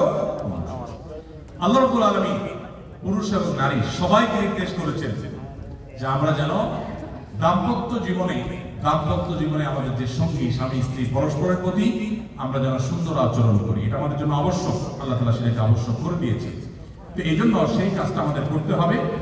এবং এক্ষেত্রে আপনার স্বামী আপনার প্রতি যে অবিচারের কথা আপনি বলেছেন যে তিনি আপনার প্রতি অবিচার করছেন, যদি এই কথা তিনি বলেন যে তোমাকে তালাক দেব বা তোমাকে তালাক দিয়ে দিতে হবে বা তোমাকে আমি ছেড়ে দিব অথবা তোমার কপালে তালাক আছে, এই জাতীয় কথা বলার কারণে দাম্পত্য সম্পর্ক ভেঙে যায় না, তালাক হয় না। তালাক হয় পার্টিকুলার কোনো ওয়ার্ড যখন ব্যবহার করা হয় যেটা অতীতকালীন ক্রিয়া, যে তোমাকে তালাক দিলাম, ছেড়ে দিলাম, এই টাইপের কথা বলে তালাক হয়ে যায়। তালাক দেব বা তোমাকে তালাক দিতে হবে আমার, এই টাইপের কথা বলার মানে হলো ভবিষ্যতে সে দিবে, সে নিয়ত করেছে কিন্তু দেয়নি এখনো, যার কারণে একটা তালাক হয়। এক্ষেত্রে আমাদের সবারই একটা জিনিস জানা দরকার, বিশেষ করে এখানে বেশিরভাগ মানুষই যারা আছেন তারা হয়তো এখানে ব্যাচেলর লাইফ লিড করেন, হয়তো ফ্যামিলি দেশে আছে, এমনকি যারা দেশেও আছেন তাদের ক্ষেত্রে এই একই জিনিস প্রযোজ্য যে আমরা অনেক সময় ফ্যামিলিকে কথায় কথায় আমরা তালাকের হুমকি দিই। এই জিনিসটা খুবই জঘন্য একটা বিষয়। আমরা আসুন্নাহ ফাউন্ডেশন থেকে আপনারা জানেন দেশে সেবামূলক নানা রকম কাজ যেমন করছি, ঠিক তেমনি ভাবে মানুষদের সচেতন করবার জন্য অনেক দাওয়ামূলক কাজ আমরা করছি। আপনারা প্রবাস থেকে আলহামদুলিল্লাহ অনেকেই আমাদের সাথে জড়িত আছেন, অনেকে আমাদের সাথে যোগ দিয়েছেন, আমাদের ভালো কাজের সঙ্গী আছেন আলহামদুলিল্লাহ। তো সেখানে আমরা যে সমস্ত দাওয়াতি কাজ করি, সংস্কারমূলক কাজ করি, এর মধ্যে একটা কাজ আমরা করছি। আগামী হয়তো কয়েক সপ্তাহের মধ্যে আপনারা একটা বই উপহার পাবেন, সেটা হলো তালাক সম্পর্কে সচেতনতা। আমাদের দেশে বেশিরভাগ ফ্যামিলিতে দেখা যায় যে ঠুনকো কথার উপর ভিত্তি করে তালাক দিয়ে দেন, এরপরে এসে চোখের পানি ফেলেন এবং আবার একসাথে সংসার করতে চান। তো তালাক দেওয়ার আগে আমাদের জানতে হবে যে প্রথমত তালাক জেনাতর ভাবে দেওয়া যায় না, দ্বিতীয়ত তালাক দিতে হলে তালাক সম্পর্কে আপনাকে জেনে তারপরে আপনাকে তালাক দিতে হবে, যেন তো তালাক দিতে পারবেন না। যদি আপনি সঠিকভাবে তালাক দেন তাহলে একসময় ফিরে নেওয়ার সুযোগও থাকে, কিন্তু সেই মাসআলা না জানার কারণে এমন ভাবে দেন যে এটা আর ফেরত নেওয়ার সুযোগ থাকে না। তালাক দেওয়ার পর অনেকে তওবা করে। অনেক এলাকায় আছে যে তালাক দিয়ে দিছে, এখন হুজুর নিয়ে আসছে, হুজুরের কিছু খাওয়ায় টাকা পয়সা দিয়ে দিলে হুজুর তওবা পড়ায় দেয়, আবার একসাথে থাকে। এরকম কোন সিস্টেম ইসলামে নাই। মক্কার ইমাম সাহেবকে এনেও যদি তওবা পড়ান তারপরেও তালাক জোড়া লাগবে না যদি আপনি তালাক সেভাবে দেন। এই জন্য ভাই আমার, তালাক দেওয়ার আগে আমাদের বহুবার ভাবতে হবে। বিচক্ষণ কোন আলেমের সাথে পরামর্শ করা ছাড়া কখনো তালাক উচ্চারণ করা যাবে না। এমন ভাবে তালাক দিতেই নবী সাল্লাল্লাহু আলাইহি ওয়াসাল্লাম নিষেধ করেছেন যেভাবে তালাক দিলে ফেরত নেওয়া যায় না। কিভাবে দিলে ফেরত নেওয়া যায়, কিভাবে দিলে ফেরত নেওয়া যায় না, এটা জানার জন্যই আমরা ওই ছোট্ট ছোটি বইটা করেছি। এটা ইনশাআল্লাহ পিডিএফ আপনারা পেয়ে যাবেন আশা করছি। সমরি মসজিদের পেজে তারা পোস্ট করতে পারেন, চাইলে এটা যখন আমরা প্রচার করব তখন আপনারা পিডিএফ কালেকশন করে নিতে পারেন। এই তালাকের বিষয়ে আমি বলবো যে সবাইকে অ্যাওয়্যার হতে এবং সচেতন হতে। অনেকে মনে করেন মুখে তালাক দিলে তালাক হয়, অনেকে মনে করেন রাগের সময় তালাক দিলে তালাক হয়। এগুলো সবগুলো ভুল ধারণা। রাগের সময় তালাক দিলে যদি তালাক না হয় তাহলে পৃথিবীতে কোনো তালাক হবে না, কারণ তালাক তো আর ভালোবাসতে বাসতে দেয় না। কি বলে, মহব্বতের চোটে ভালোবাসা উতরায় উঠছে আর বলে তালাক দিয়ে দিছে, ঘটনা করছে পৃথিবীতে। তালাক তো দেয় রাগের মাথা, তো রাগের মাথায় তালাক দিলে যদি তালাক না হয় তাহলে পৃথিবীর কোনো তালাকই আর হবে না। এটা ভুল ধারণা। আমাদের দেশে প্রশাসন থেকে অনেক সময় ধরনের ভুলভাল কথা প্রচার করে, বলে যে রাগের মাথায় তালাক দিলে তালাক না, রাগের মাথায় তালাক দিলেও তালাক দিতে হয়। এই জন্য তালাক দেওয়ার আগে 10 বার ভাবতে হবে। আমি এক সময় প্রায় সময় বলি যে স্বামী স্ত্রী ঝগড়া লাগছে, পারলে একটু ধাক্কা দিয়ে দিলেন, পরে দরকার হলে আপনার বিচার করা যাবে, বেশি ধাক্কা দিলেন, দরকার হলে আপনি একটা বোকা দিলেন, কিন্তু তালাক উচ্চারণ করবেন। তালাক এমন একটা জিনিস, নবী সাল্লাল্লাহু আলাইহি ওয়াসাল্লাম বলেছেন সালাতুন জিদ্দুহুন্না জিদ্দুন ওয়া হাজদুহুন্না জিদ্দুন। তিনটা বিষয় এমন যে সিরিয়াসলি করলে যা হবে, দুষ্টমি করে করলেও তা হয়ে যাবে। তার মধ্যে একটা হলো তালাক। আপনি যদি বলেন যে না হুজুর আমি তো আসলে তার ভয় দেখানোর জন্য তালাক দিয়েছিলাম, লাভ হবে না, তালাক হয়ে যাবে। এই জন্য মুখ দিয়ে এই জিনিস চলে যাও, ভেগে যাও, তোমার বাপের বাড়ি চলে যাও, তোমার সাথে আর সংসার নাই, এই শেষ হয়ে গেল, তালাক দিয়ে দিলাম, এই সমস্ত কথা বলবেন না। এগুলো ছোট লোক। বন্ধু বান্ধব দেখবেন এরকম কিছু ছোট লোক বন্ধু বান্ধব আছে যে পান থেকে চুল খসলেই বলে না তোর সাথে আর নাই, শেষ, কাটতে। আবার দুদিন পর দেখাবে হ্যাঁ মতো এসে আছে না নেই? এরকম ছোট লোক স্বামী হলো সেই স্বামী যে স্বামী কথায় কথায় তালাকের কথা বলে। তালাকের কথা কেন? একটা সম্পর্ক অনেক কষ্ট করে জোড়া লাগে, বলে বলা হয়তো অসুবিধা হয়, প্রথমে একটু অসুবিধা হবে, পরে ঠিকঠাক হয়ে যাবে। কেন কথায় কথায় তালাক? আবার অনেক মহিলা আছে এরকম ছোট লোক, কথায় কথায় ব্যাগ গোছায়, কথায় কথায় কি করে ব্যাগ গোছায়। ব্যাগ গোছায় কি জন্য? নোংরা যাওয়ার জন্য, মক্কা শরীফ যাওয়ার জন্য, কিসের জন্য ব্যাগ গোছায়? তোর সংসার আহ্বানের জন্য। এটা এক প্রকার ছোট লোক। এই জন্য ভাইরা আমার, তালাক মুখে কখনো রাগে যত মাথা গরম হোক খবরদার তালাকের কথা বলবেন, অন্য 10টা কথা বলেন। রাগ উঠছে, নিজের গায়ে পারলে 2টা মারেন, বয়ে গেল, তারপরে মুখ দিয়ে তালাকের কথা বলেন। আমার জীবনে অসংখ্য মানুষ অফিসে আসে, ফোন করে মাসআলা জানার জন্য আমাদের কাছে। কত মানুষ দেখেছি যে মসজিদে হয়তো জুমার পরে এসে দাঁড়িয়েছেন কিংবা অফিসে এসে দাঁড়িয়েছেন, চোখের পানি ফেলছে, হুজুর 3টা বাচ্চা আমার, আমি তো পাগল হয়ে যাই, কি করবো, চোখের পানি ফেলছে। এই যে এই গতকালকের কথা, এখানে আসার পথে চায়না গুয়াহাটি এয়ারপোর্টে ভদ্রমহিলার সাথে দেখা, এত সুন্দর সুন্দর ফুটফুটে ছেলে মেয়ে, স্বামীর সাথে বিচ্ছেদ হয়ে গেছে। এদিকে স্বামী ছটফট করে পড়ছেন, এদিকে স্ত্রী মিস করছে। ঝগড়াঝাটি জীবনের অংশ, ঝগড়াঝাটি হবেই, এগুলো একসময় আবার মিনিমাইজ হয়ে যাবে। তারপরে তালাকের কথা নয়। বেশিরভাগ মানুষ তালাক দেওয়ার সময় শুধু 3টা দেয় না, পারলে 3000 তালাক দেয়। বউরে শুধু দেয় না, বউর 14 গোষ্ঠী সহ দেয়। কিন্তু 2-4 বছর যাওয়ার পর সে রিয়েলাইজ করে যে সে ভুল করেছে, সে ভুল করেছে, তখন সে চায় আবার ফিরে আসবে, চোখের পানি ফেলে। বাচ্চাগুলো হয়তো ধ্বংস হয়ে যায়, দুজন দুই পথে চলে যায়। অনেক বোনরা আছেন, তাদেরকে মানুষজন উস্কায়, বলে আরে বোন ছেড়ে দেন এই অমানুষের সংসার, আপনার জন্য কত সুন্দর আপনার জন্য লাইফ পড়ে আছে। কত যোগ্য যোগ্য ভালো ভালো ছেলে আপনি পাওয়ার কথা, আপনার মতো এত রূপবতী এত গুণের মানুষ, এই ফ্যামিলির একটা মানুষ এরকম একটা অমানুষের সাথে সংসার করতেছে, অনেকে এরকম উস্কে দিবে। আমি বলি এগুলো হলো সাক্ষাৎ ইবলিস। শয়তান তো কোনোদিন দেখেন না। যদি শয়তান দেখতে চান তাহলে দেখবেন স্বামীকে বউয়ের বিরুদ্ধে আর বউয়ের স্বামীর বিরুদ্ধে যারা উস্কে দেয় এগুলো সাক্ষাৎ শয়তান। স্বামীর কাছে এসে বলবে, ভাই আপনার মতো রাজপুত্র কি মহিলার সাথে সংসার কাটা জীবন কাটা গেলেন।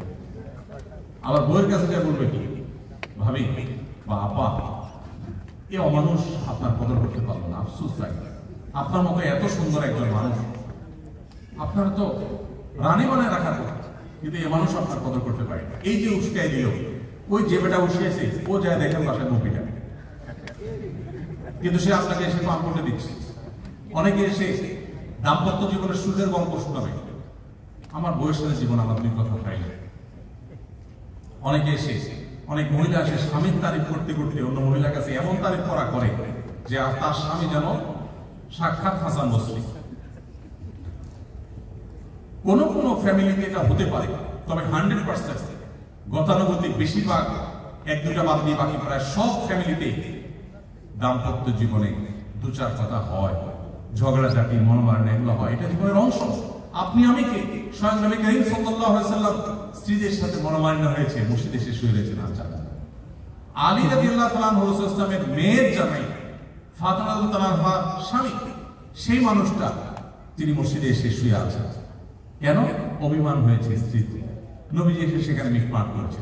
তাদের লাইফে যদি এটা হতে পারে, তাহলে আমাদের লাইফে স্বামী স্ত্রীর মধ্যে ঝগড়াঝাটি হয়, এটা স্বাভাবিক।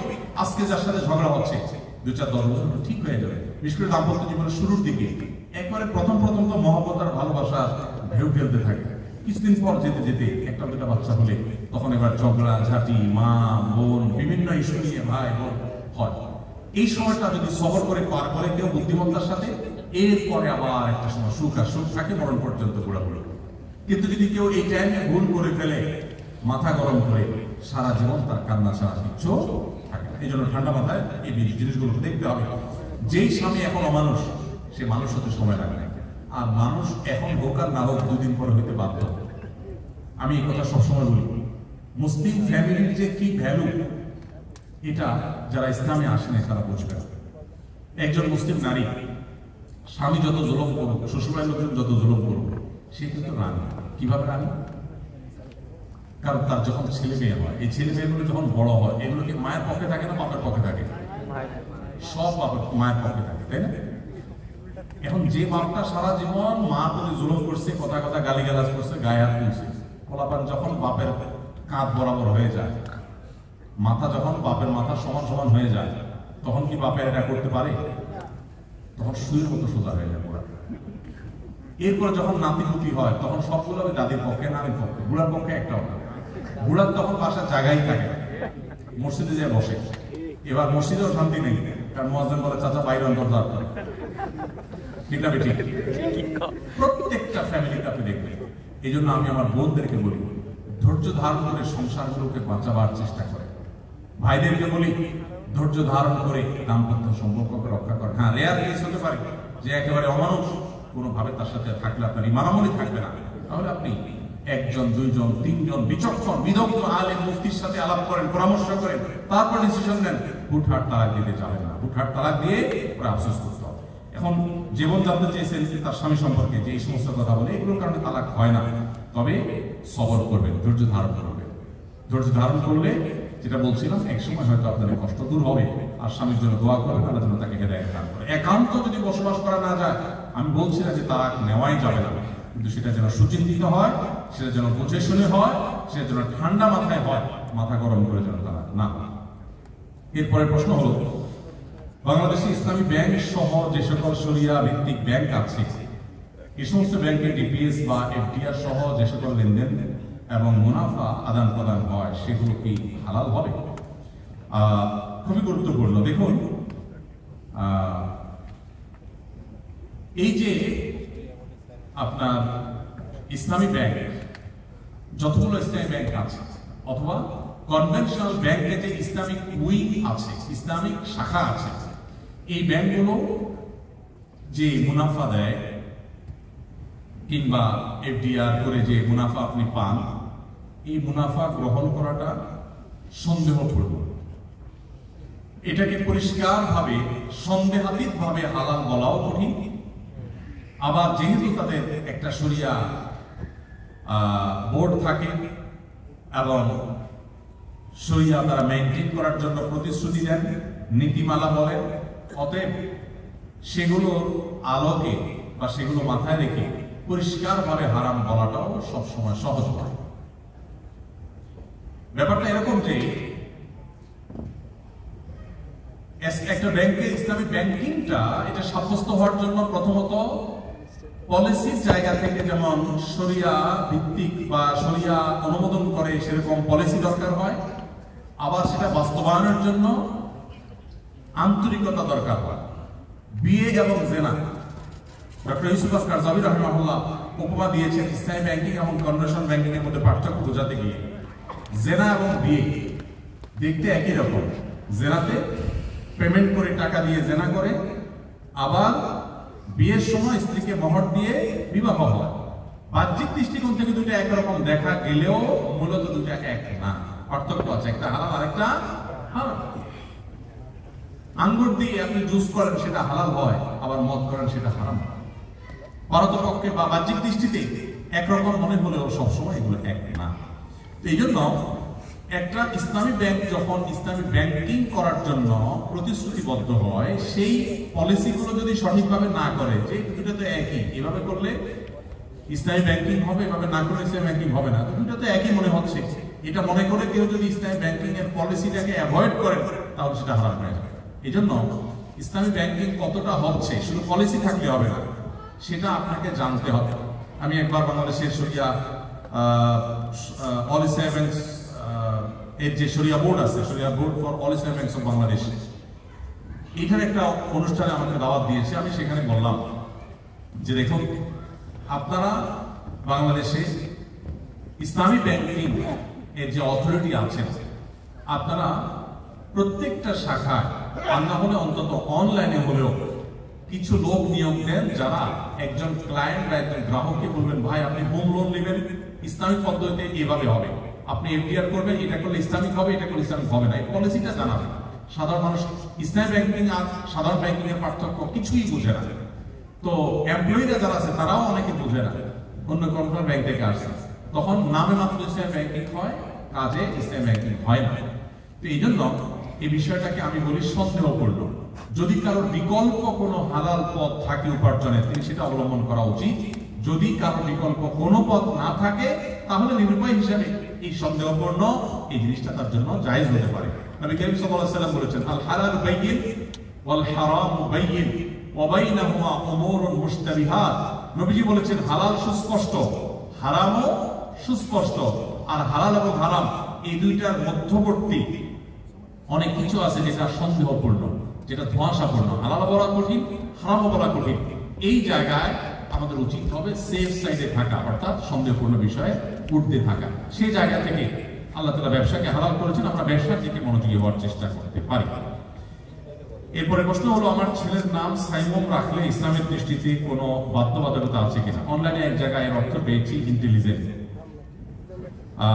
গ্রেসফুল, ধৈর্য, সিস্টেমেটিক ওয়ে। আরেক জায়গায় অর্থ পেয়েছি মরুঝড়, শুষ্ক ঝড়, ধুলো আচ্ছাদিত ঝড় ইত্যাদি। প্রথম কথা হলো যে সাইমন শব্দের অর্থ যদি আপনি প্রথম যে অর্থগুলো বলেছেন, এগুলো যদি শব্দের অর্থের মধ্যে থাকে, এখানে এই অর্থে নাম রাখতে কোনো অসুবিধা নেই।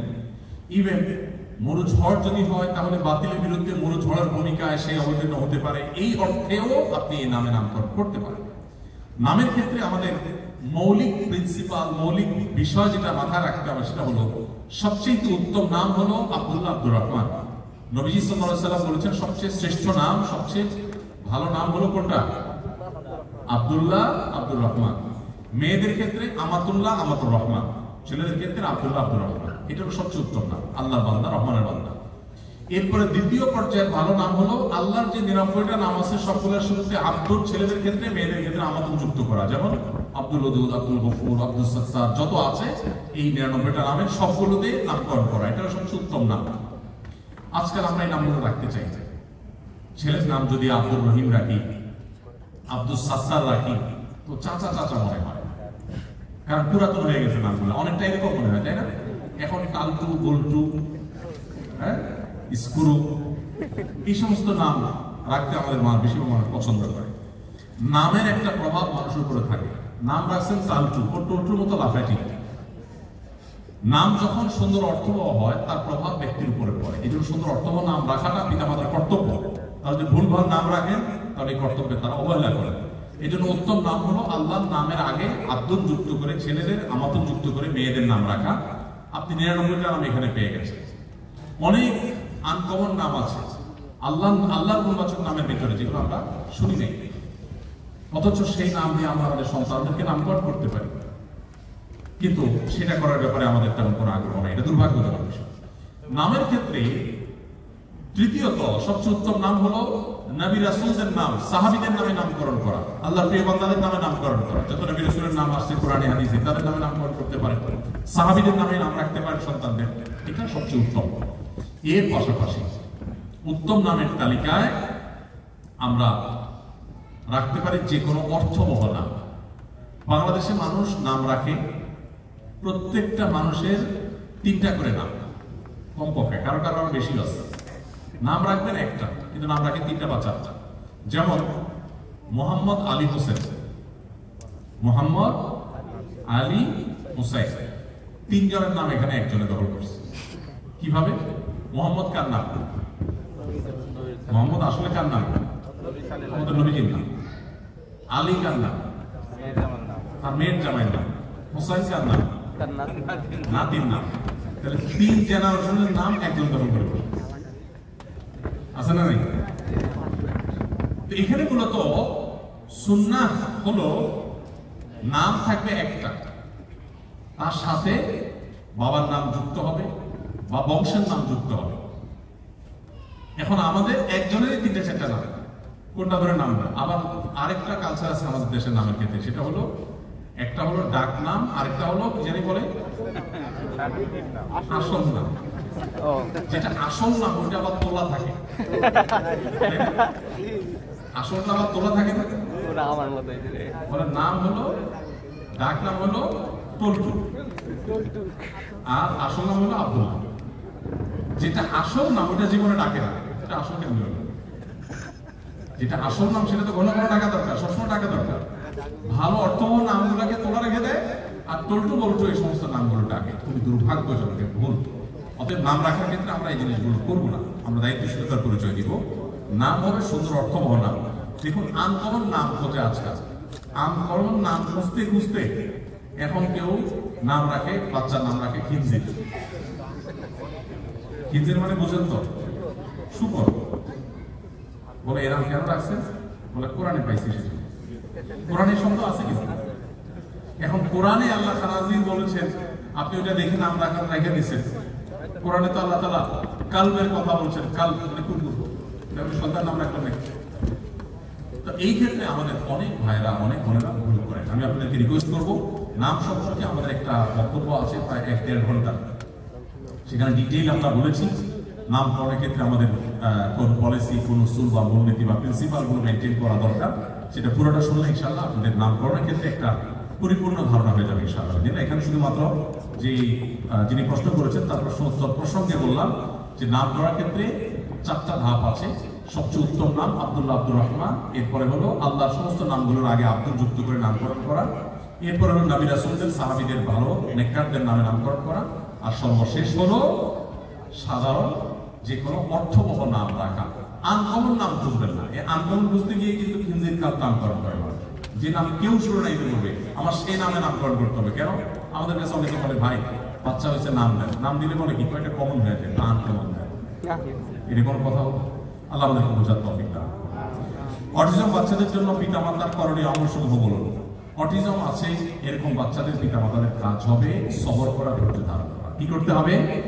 সবর এবং ধৈর্য ধারণ করতে হবে। সবর এবং ধৈর্য ধারণের বিনিময়ে আল্লাহ তোমাদেরকে জান্নাত দান করবেন ইনশাআল্লাহ। এটা অনেক বড় একটা ব্যাপার। যে সমস্ত বাবা মা অটিজম বাচ্চা হয়, অটিস্টিক বাচ্চা হয়, এই অটিস্টিক বাচ্চা হওয়ার কারণে সমাজের অনেক মানুষ বলে যে তারা খারাপ মানুষ। আসলে কোনো বাচ্চা অটিস্টিক হলে কখনো বাপ মার দোষে হয় না। এই দোষ যারা দেয় তারা ভুল করে, তারা বাপ মার প্রতি অন্যায় করে, অবিচার করে, আল্লাহ তাআলা আমাদেরকে এই সমস্ত অবিচার থেকে বেঁচে থাকার তৌফিক দান। আমরা এই সমস্ত অন্যায় কাজ করবো না, ঠিক আছে তো ইনশাআল্লাহ? জাযাকুমুল্লাহ খাইরান। মাশাআল্লাহ, আমাদের শেখ মিজানুর রহমান আজহারী হাফিজাহুল্লাহ চলে আসছেন। নারায়ে তাকবীর, আল্লাহু আকবার, নারায়ে তাকবীর, আল্লাহু আকবার। বসে যাই, বসে পড়ি সবাই। আলহামদুলিল্লাহ, শেখ চলে এসেছেন। শেখ তার বক্তব্য রাখবেন ইনশাআল্লাহ বিদিনিল্লাহ। আমরা এখানে বক্তব্য শেষ করছি। আমার শেষ প্রশ্ন আমি এটা উত্তর দিয়ে শেষ করছি। একবার লিখেছেন, আমার বয়স 20 বছর। আমি জানি এই সময়টা খুবই গুরুত্বপূর্ণ সময়। আমি যখন 5 ওয়াক্ত নামাজ পড়ি, ভালো মতে চলাফেরা করি, তখন শয়তান আমাকে অনেক ওয়াসওয়াসা দেয় এবং নফস অনেক খারাপ জিনিস চায়। আমি চেষ্টা করি বাঁচার জন্য,